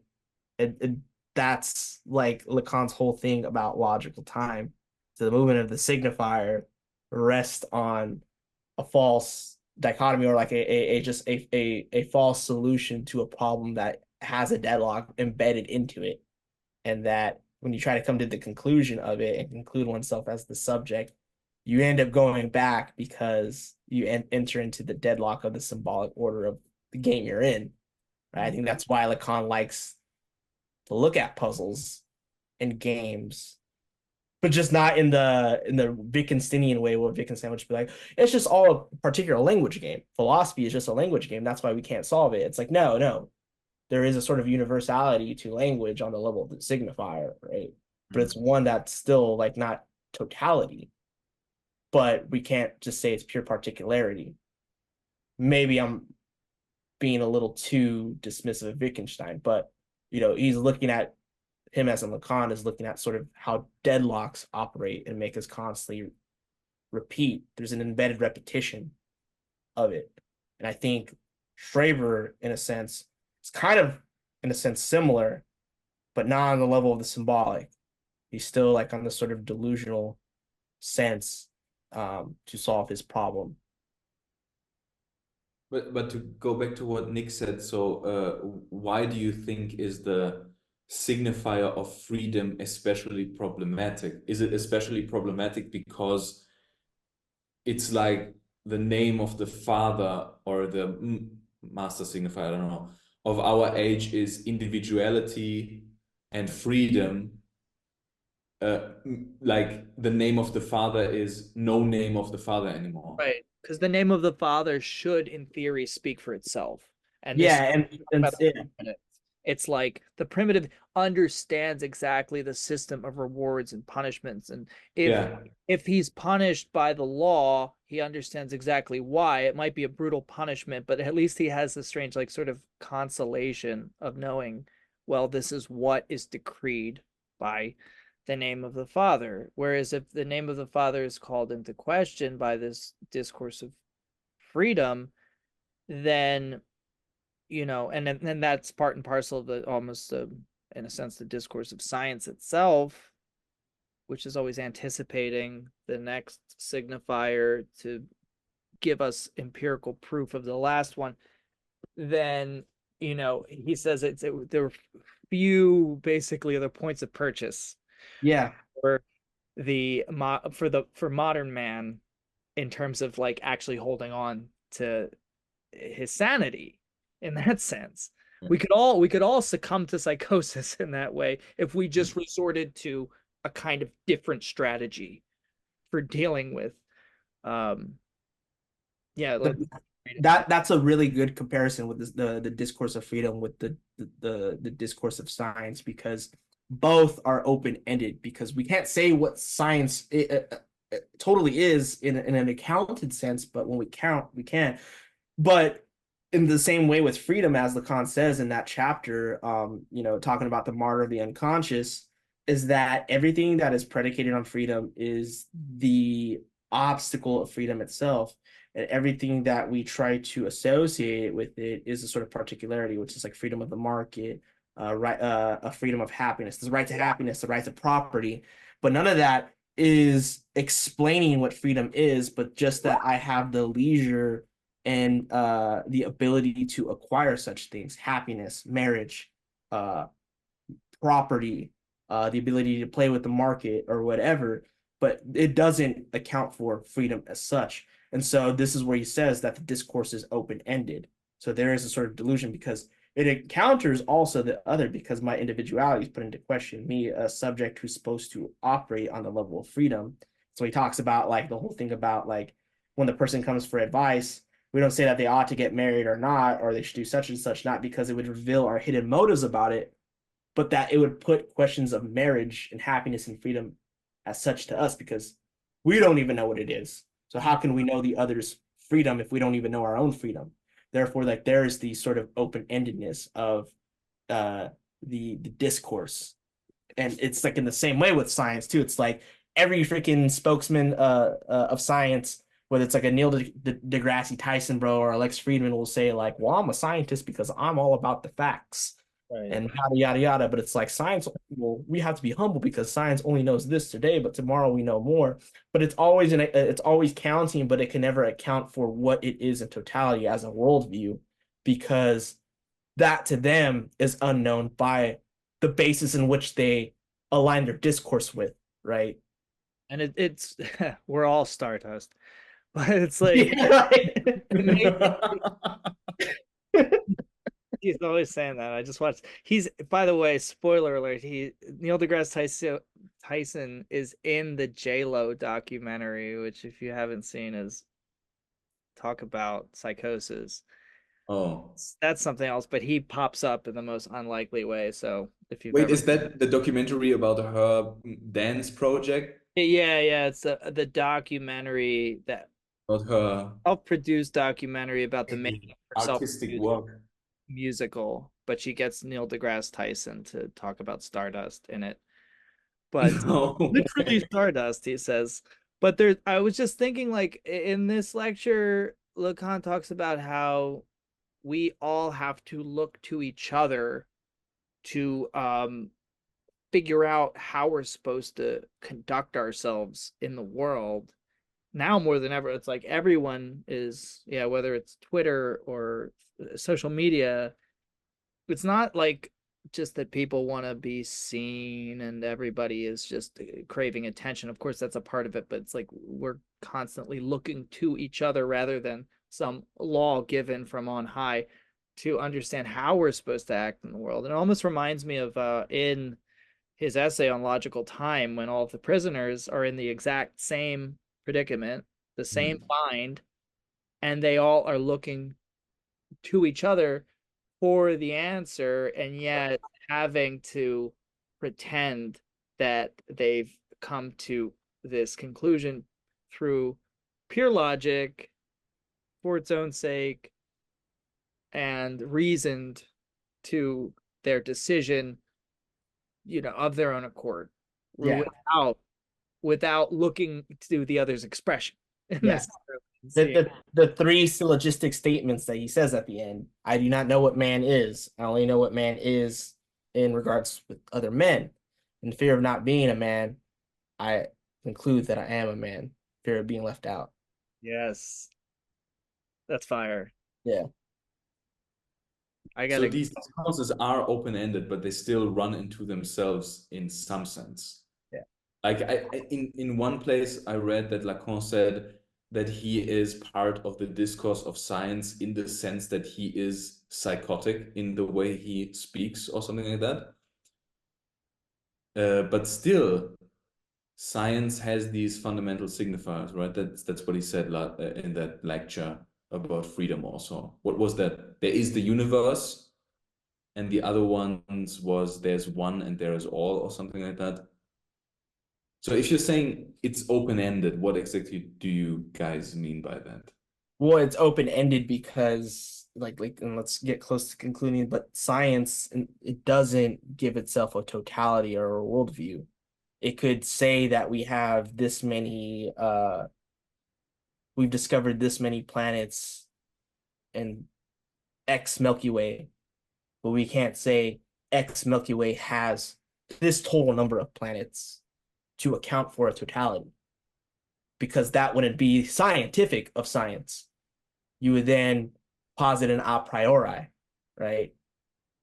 And so science is always trying to discover more in nature, as something that has a sort of treasure trove of facts that it could gather each day, right? Now we discovered this, but in the future we'll discover more. So it's in the position of all, but it's always open-ended. And in philosophy, we have the problem of the one, right? And the one has always been put into question because it's one that, well, we do have philosophy of nature. But philosophy of nature is already sort of totality of nature posited, and by sort of presuppositions, a priori laws, and certain discourses that we could account for. So like philosophy is already in the impossibility of counting as one, and science is open-ended as well because it's in this sort of infinite all that can never gain totality, right? Because it has to know more. It has to do more. I say we quilt it there because We will do more in the future. Yeah. We leave it open-ended. Pointy Capitan has yet Yeah. arrived, and We're all, actually we are we're all Stardust. that we're all Stardust. That's the He's Stardust. we are literally Stardust. We're literally that's not that's not anything. I don't know. I can't even. Shit goes in, shit goes out. Yeah. Shit goes in, shit goes out. Guys, gonna end it there. Good talking to y'all. We're gonna have the addendum that Max is gonna upload to this, and until next time. An abridged version. Next time. Yeah. Bye-bye. As promised, I will now present from Seminar 3 the chapter 16, which is titled Secretaries to the Insane. And it is titled as such because of the beginning passage of this seminar, in which Lacan says the following: "We are apparently willingly going to become secretaries to the insane. This expression is generally used to reproach alienists for their importance. Well then, not only shall we be his secretaries, but we shall take what he recounts literally, which till now has always been considered as the thing to avoid doing." So before looking at what he's going for with this passage, what's interesting to note about these two words, the insane and the alienists, is an alienist is of course a kind of antiquated expression for psychotherapists in general. But if you look at the French original, there's a little word game going on here. Insane in French, a word for that can be the insane, l'aliéné, so the alienated in some sense. And then, of course, the same word for alienists. So there's some kind of word game going on here. But what is Lacan really going for with this passage? Well, if you look at what a secretary does, in some sense, there's an original source of a certain information, right? And the secretary records that source, the signifiers, literally, word for word. That's what this offensive phrase is going for. Like an alienist is only recording what the insane are doing, but they are not actively adding something to it.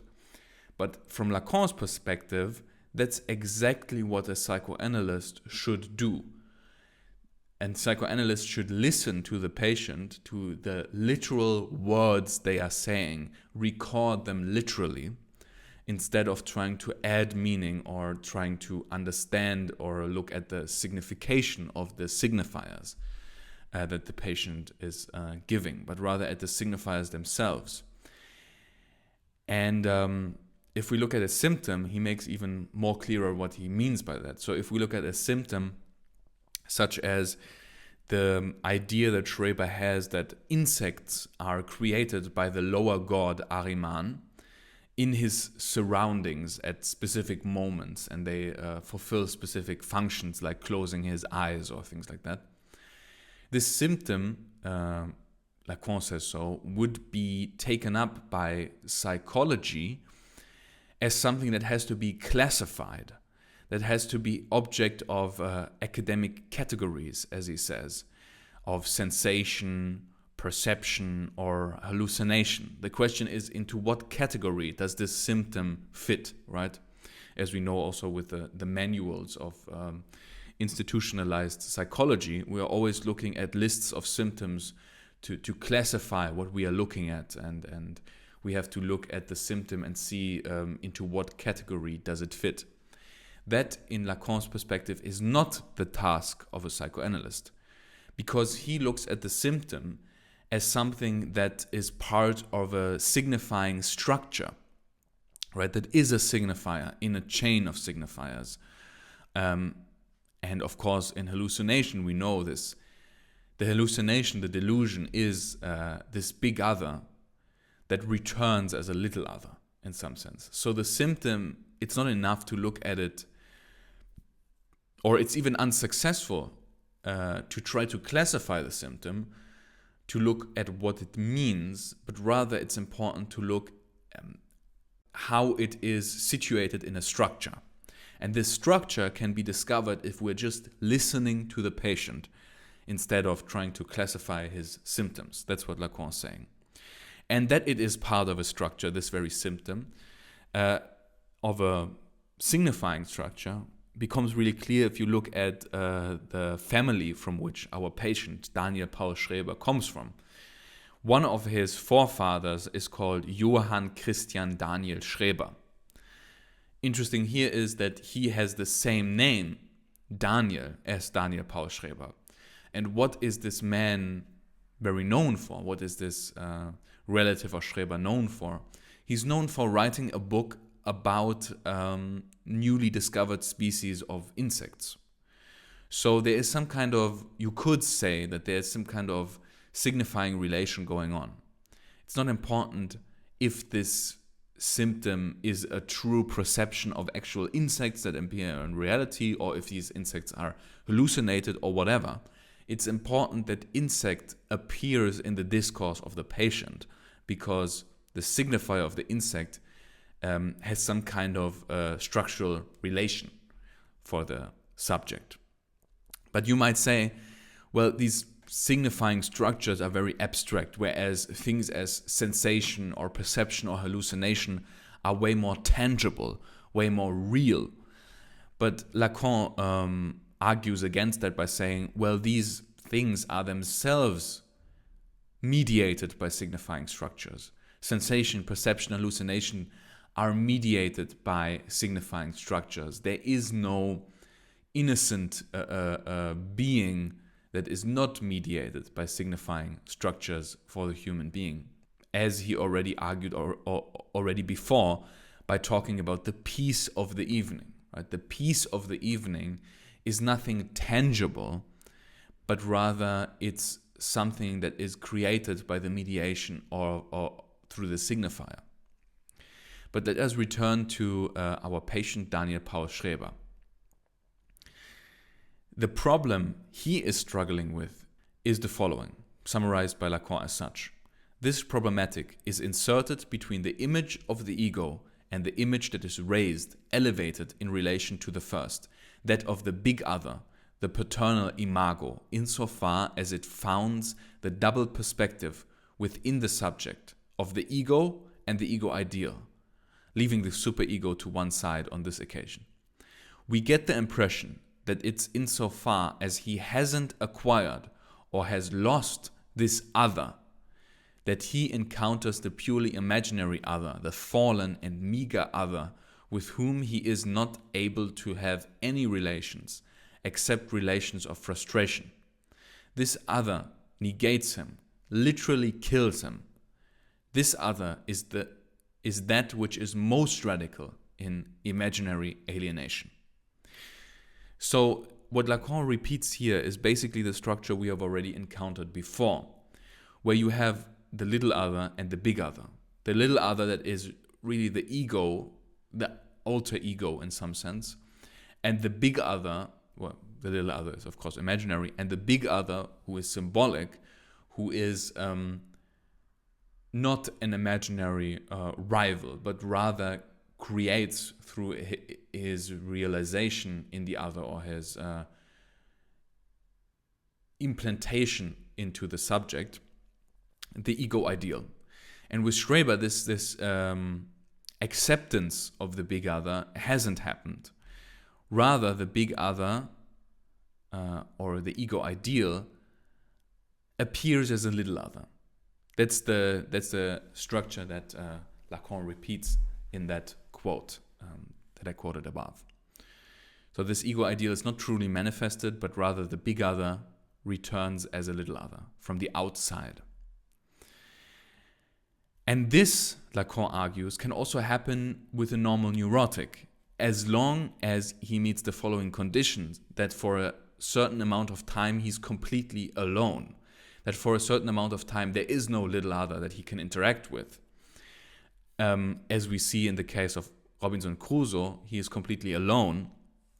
And in that case, Lacan argues verbal hallucinations can appear, so that latent discourse of the big other can reappear in the real from the outside.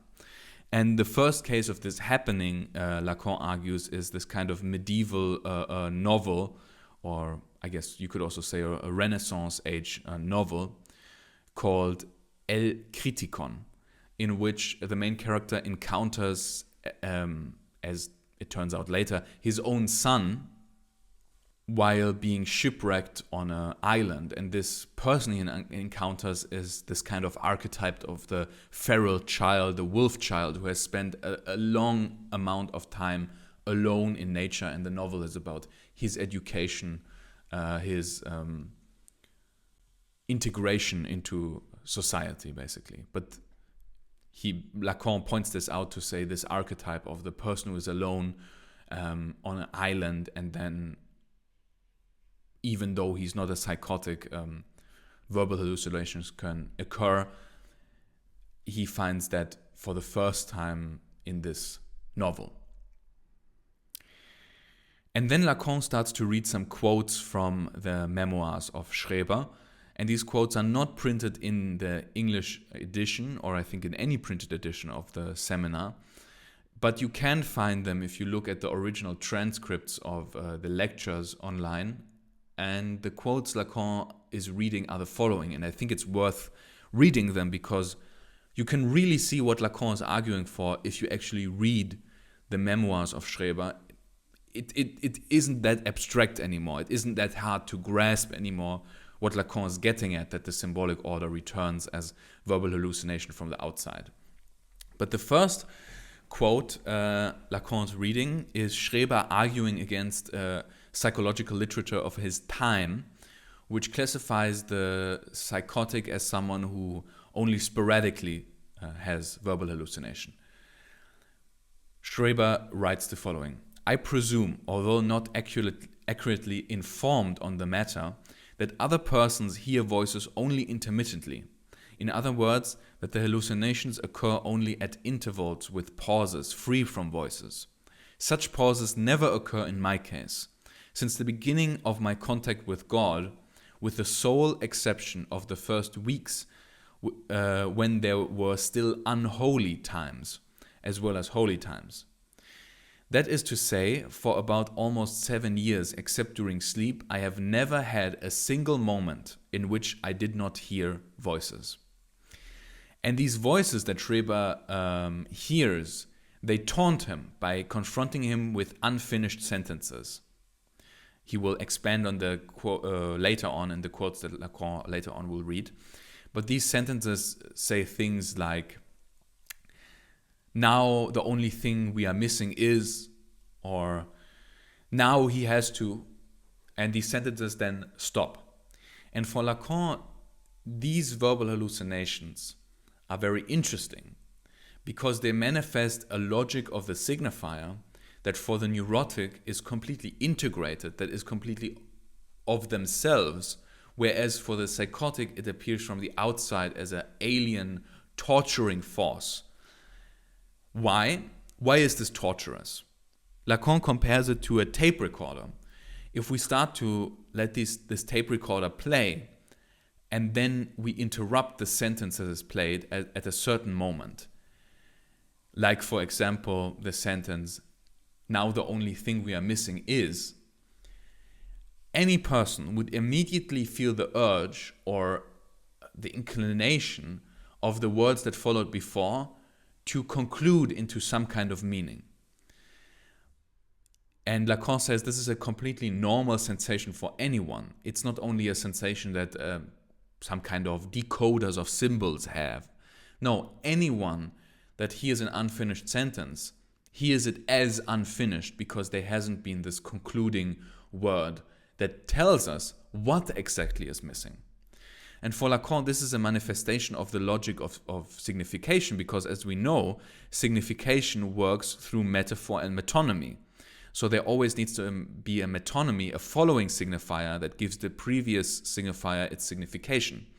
So this end of a sentence without what Lacan will later call a quilting point leaves us with a signifier without a signified, a kind of ... that urges us to complete its meaning. And this becomes even more clear in the other quotes that Lacan starts to read. But before he returns to quotes that concern these unfinished sentences, first he reads a quote by Schreber about the difference between human and divine intelligence. And that quote is the following: "I think one is entitled to assert that divine intelligence equals at least the sum total of all the intelligences of previous generations of human beings. For God assimilates all human nerves after death, and thus unites the sum total of their intelligences in himself, while gradually divesting them of other recollections which are of interest only to the individual, but of no use as part of a universally valuable intelligence. I am, for instance, in no doubt that God is acquainted with the idea of railways. How did he achieve this knowledge? God gains only the external impression of a traveling train, as of all other events on earth. There would always have been the possibility that by means of nerve contact with a human being acquainted with the nature of railways, he could get further information about their purpose and function. Yet it is hard to imagine why he should want to. In any case, in the course of time, the nerves of whole generations of human beings who were all familiar with the significance of railways occurred to God. In this way, God achieved knowledge of railways." So the crucial difference that he marks out between God, divine intelligence, and human intelligence is a difference between individual and collective, or individual and universal intelligence. On the human side, we have the creation, we have individuals, and humans are endowed with nerves, and on these nerves are recorded all the events that this human had happened to him, or all the perceptions he has had, all the thoughts, right, are recorded on these nerves. And these nerves, after death, return to God. And the important thing is that for God, the only important information that he can gain from these nerves is something that is universally valuable. Everything else is stripped away. That's what Schreber is talking here about. And another point he is making is that God is extremely, you could say, autistic, right, in Schreber's delusion. God doesn't understand the meaning of things, the use of things. He only has this external impression. Internal or some kind of knowledge about the meaning of things, God can only gain through the absorption of the nerves of this human individuals. And what Lacan also points out is that everything that is individual, the individual human beings Schreber encounters, are unreal to him. That is the fleetingly created men, right? Die flüchtig hingemachten Männer. So these are the unreal things. The real reality for Schreber is only this God and the nerves that are universally important. All the individual interactions gain a character of some kind of unreality. The next quote Lacan reads is the following: Apart from normal human language, there is also a kind of nerve language, of which, as a rule, the healthy human being is not aware. In my opinion, this is best understood when one thinks of the process by which a person tries to imprint certain words in his memory in a definite order, as for instance a child learning a poem by heart which he is going to recite at school, or a priest a sermon he is going to deliver in church. The words are repeated silently. That is to say, a human being causes his nerves to vibrate in the way which corresponds to the use of the words concerned. But the real organs of speech, lips, tongue, teeth, and so on, are either not set in motion at all or only coincidentally. What Lacan points out about this little quote is what he thinks is very interesting in Schreber, is that Schreber differentiates fundamentally between the real organs of speech, the articulators, right, as they are called, and language as such, as something way more abstract, non-tangible, which is this nerve language that is basically inner speech thoughts, or if you want to use the terminology that Lacan uses in his interpretation in that chapter, is the latent discourse, the symbolic order. That is nerve language, as something abstract, as something that is not manifested as tangible. But he reads even further.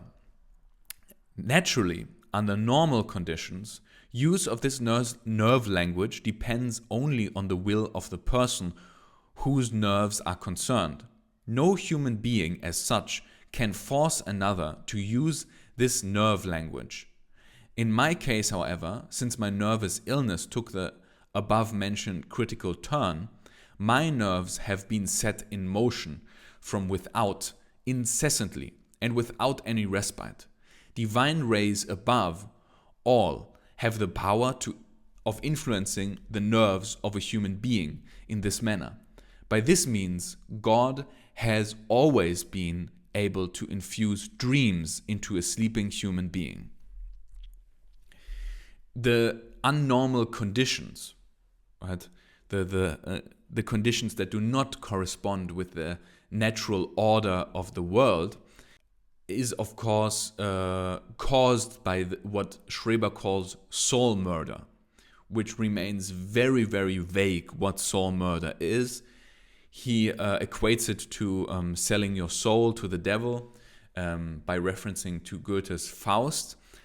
But what Lacan points out is that this soul murder is actually the moment in which the delusion starts. So it's that moment in which, because Schreber is lacking the name of the father, the symbolic order returns from the outside as a strange, morphed kind of little other. So it's the signifier and the real that returns. This is the start of the delusion, is actually the moment when as Schreber says, the natural order of the world is disturbed.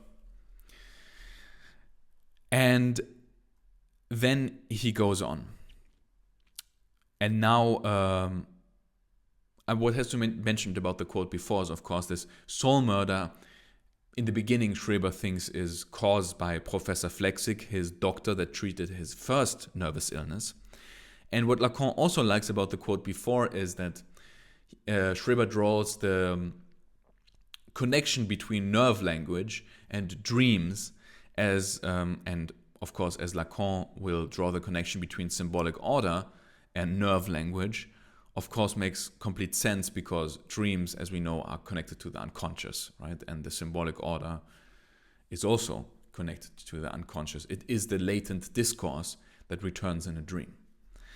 I myself first felt this influence as emanating from Professor Flechsig. So that's this influence of someone who can control his nerves, basically, from the outside after the soul murder. The only possible explanation I can think of is that Professor Flechsig in some way knew how to put divine rays to his own use. Later, apart from Professor Flechsig's nerves, direct divine rays also entered into contact with my nerves. This influence has, in the course of years, assumed forms more and more contrary to the order of the world and to man's natural right to be master of his own nerves, and I might say, become increasingly grotesque. This influence showed itself relatively early in the form of compulsive thinking, an expression which I received from the inner voices themselves and which will hardly be known to other human beings, because the whole phenomenon lies outside all human experience. The nature of compulsive thinking lies in a human being having to think incessantly. In other words, man's natural right to give the nerves of his mind their necessary rest from time to time, by thinking nothing, was from the beginning denied to me by the rays in contact with me. They continually wanted to know what I was thinking about. For instance, I was asked in these very words, "What are you thinking now?" Because this question is in itself complete nonsense, as a human being can at certain times as well think of nothing as of thousands of things at the same time. And because my nerves did not react to this absurd question, one was soon driven to take refuge in a system of falsifying my thoughts. For instance, the above question was answered spontaneously. He should think about the order of the world. That is to say, the influence of the rays forced my nerves to perform the movements corresponding to the use of these words. So he's forced to give an answer to the question. The number of points from which contact with my nerves originated increased with time. Apart from Professor Flechsig, who was the only one whom for a time at least I knew definitely to be among the living, they were mostly departed souls who began more and more to interest themselves in me.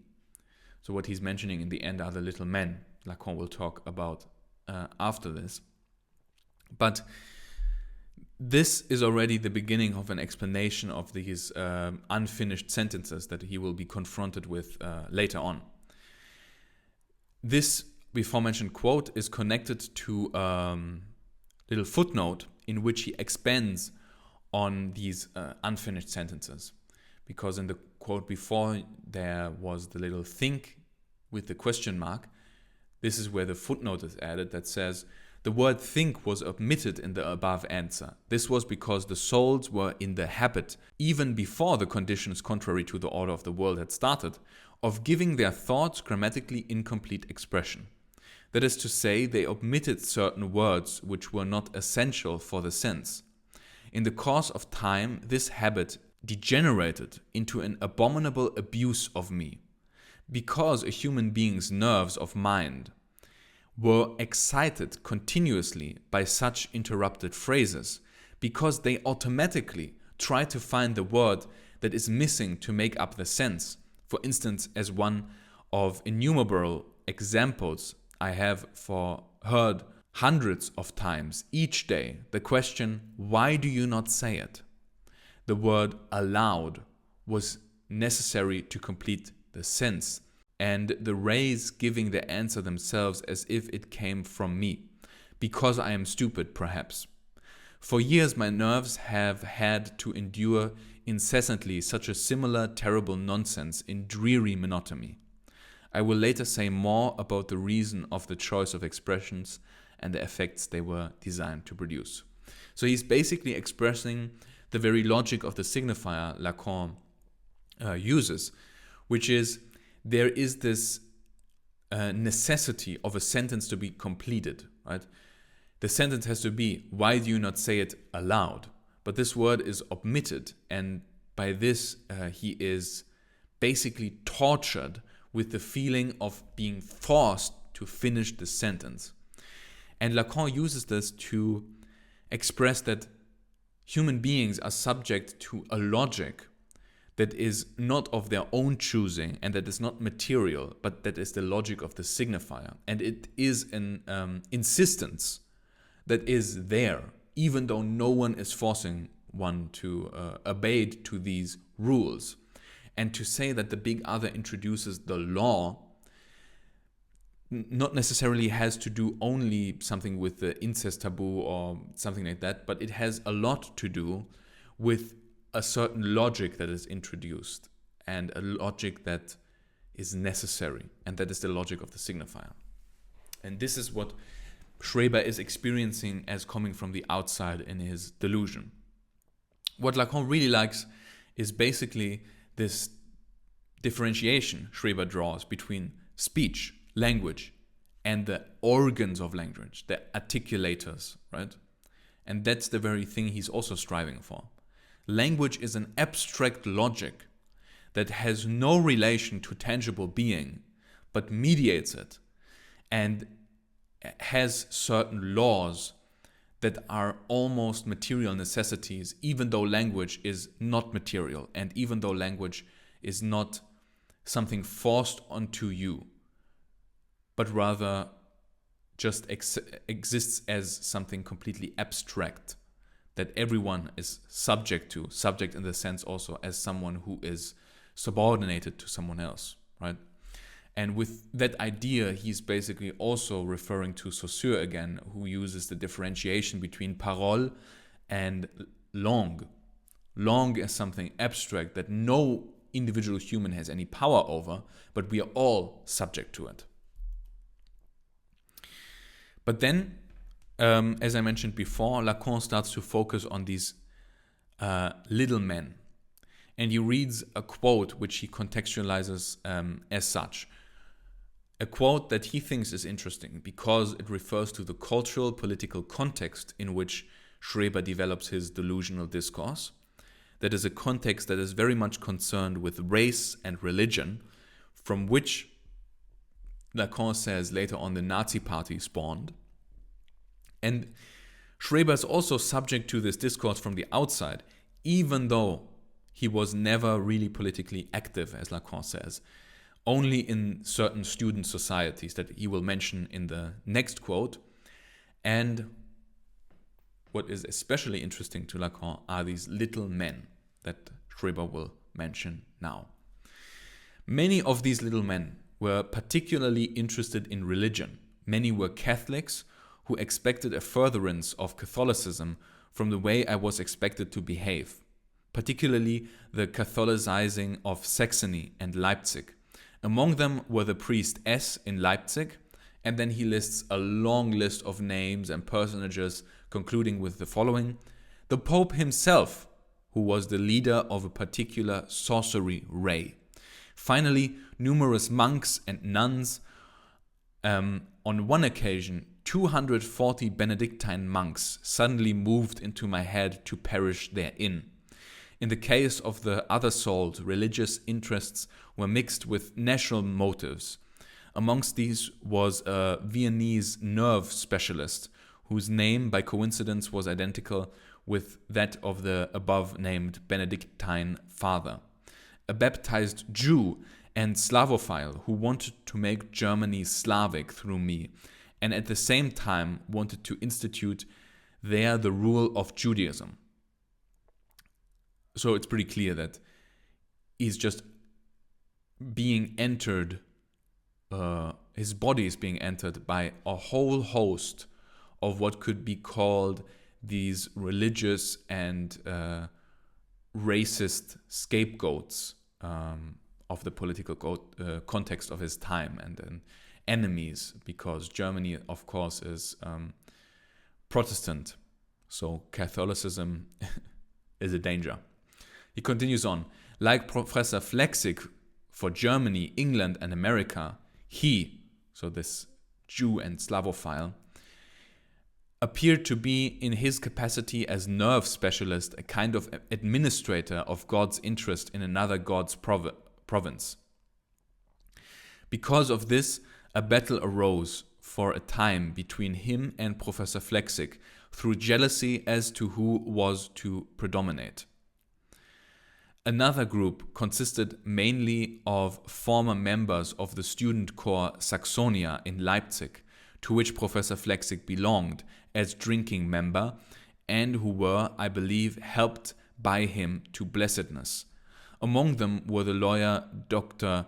G.S. in Dresden, the Doctor of Medicine S in Leipzig, Senior District Judge G, and many younger members of the corps who were later called those suspended under Cassiopeia.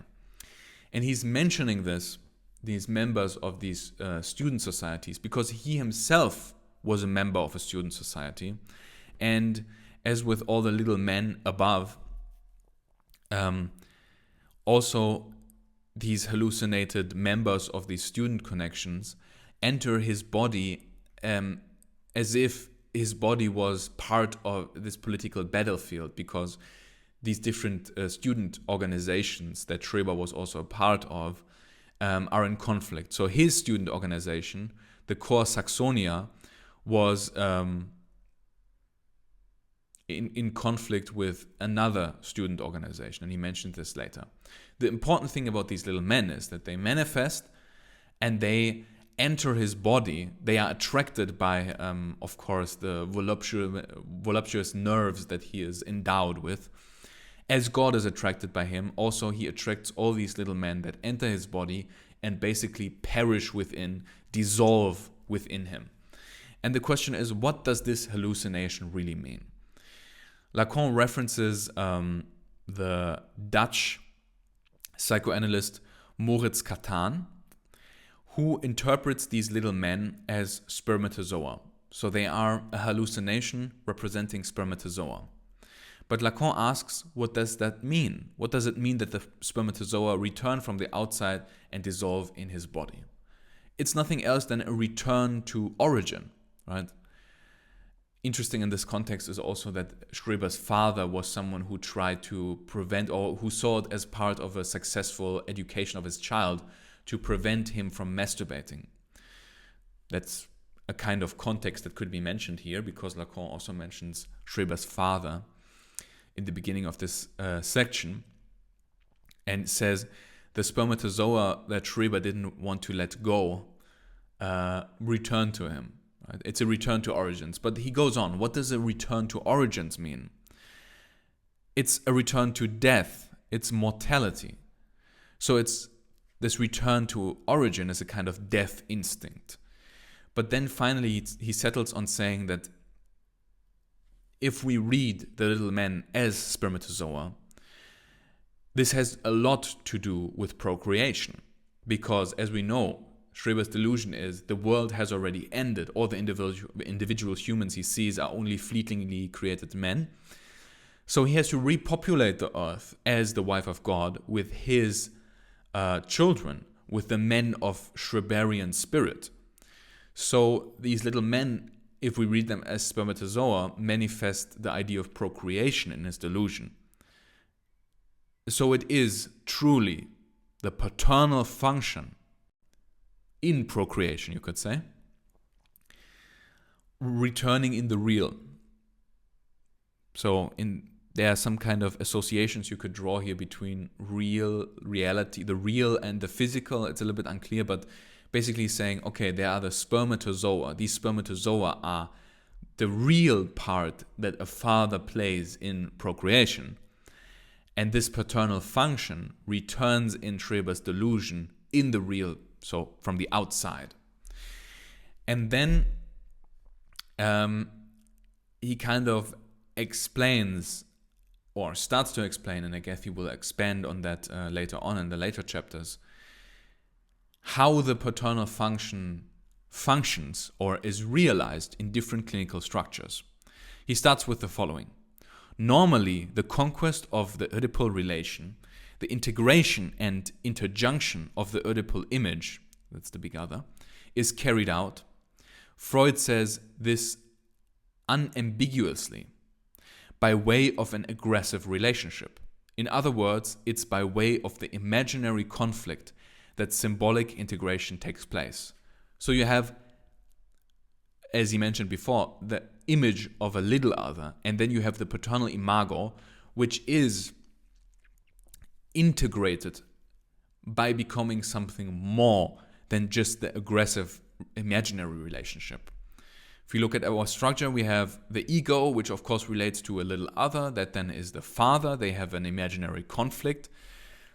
from this, this conflict is resolved by basically the symbolic big other, the symbolic father, is isolated from the father that is in an imaginary conflict. It basically, as he says, from the imaginary conflict, the paternal imago, the Oedipal image, arises of the symbolic big other. And this symbolic big other then inscribes the subject. This then inscribes the subject into the symbolic, basically. So that's a symbolic realization in what Lacan calls the normal structure, which is a bit unclear what that exactly means. Normal, but basically you have imaginary conflict. This little other then turns into in the successful Oedipal triangle into the big other. It's a symbolic realization, and the big other then inscribes the position of the subject in the symbolic order. So from an imaginary identification arises a symbolic identification. The hysteric structure Lacan defines as such. There is another way, different in nature. Ethnological experience shows us the importance, however, residual it may be, of the phenomenon of couvage. Imaginary realization here takes place by the symbolic putting into play of conduct. So couvage is, of course, this masculine experience of pregnancy. And he goes on, isn't it something of the order that we have been able to locate in neurosis? The hysterical pregnancy that Eisler describes, which occurred following a traumatic breakdown of his equilibrium, isn't imaginary but symbolic. So that's of course the case he had been discussing in, I think, Hysteric Question Part 2. And that's this case that Eisler described of a man who fell from a train and then had these symptoms surrounding pregnancy.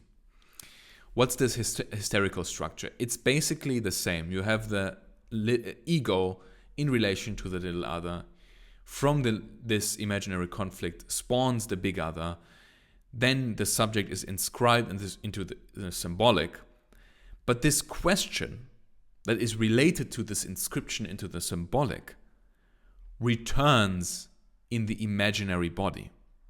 So it's a kind of imaginary realization of the symbolic. As Lacan says, the pregnancy is itself symbolic, but it returns in the imaginary body. Right? It's a body symptom, but it is in nature symbolic because it manifests the symbolic question that has already been integrated into the subject through symbolic identification of what is a woman, what is pregnancy, what is procreation. So it's the imaginary realization of the paternal function. Isn't there a third way, which is in some sense embodied in delusion? These little men are forms of reabsorption, but they are also the representation of what will take place in the future. The world will be repopulated by Schrebermen, men of Schreberian spirit, small phantasmatic beings, procreation after the deluge. Such is the prospect. And a little bit later on, he continues, there's something here that nobody's interested in. Neither neurotics nor primitives. I'm not saying that the latter don't know the real function played by the father in generation, simply that they are not interested in it. That they are interested in, what they are interested in is the begetting of the soul, the begetting of the mind by the father as either symbolic or imaginary. But curiously, in delusion, it's in fact the father's real function in generation that we see emerge in an imaginary form, at least if we accept the identification analysts make between the little men and spermatozoa. There's a movement of retreat here between the three functions that define the problematic of the paternal function. So In psychosis, we also have the ego, which relates to a little other. And this little other, and so basically psychosis only has the imaginary to react to the symbolic that returns in the real, to the paternal function that returns in the real, because this imaginary other doesn't turn into an symbolic other. Rather, the paternal function, the real function, as you would say, of spermatozoa, of providing spermatozoa, returns as hallucination, as a little other. Whereas in Courage, we see the return of the symbolic father, of the paternal function as symbolic, in the imaginary body. Or with the primitives, we only see the father as a symbolic instance, and there's not that bodily symptom. In psychosis, the father returns in the real. The symbolic functions returns in the real as the actual real function that the father plays in procreation, and that is spermatozoa. And that's the interpretation Lacan gives of these little men in the Schreberian delusion.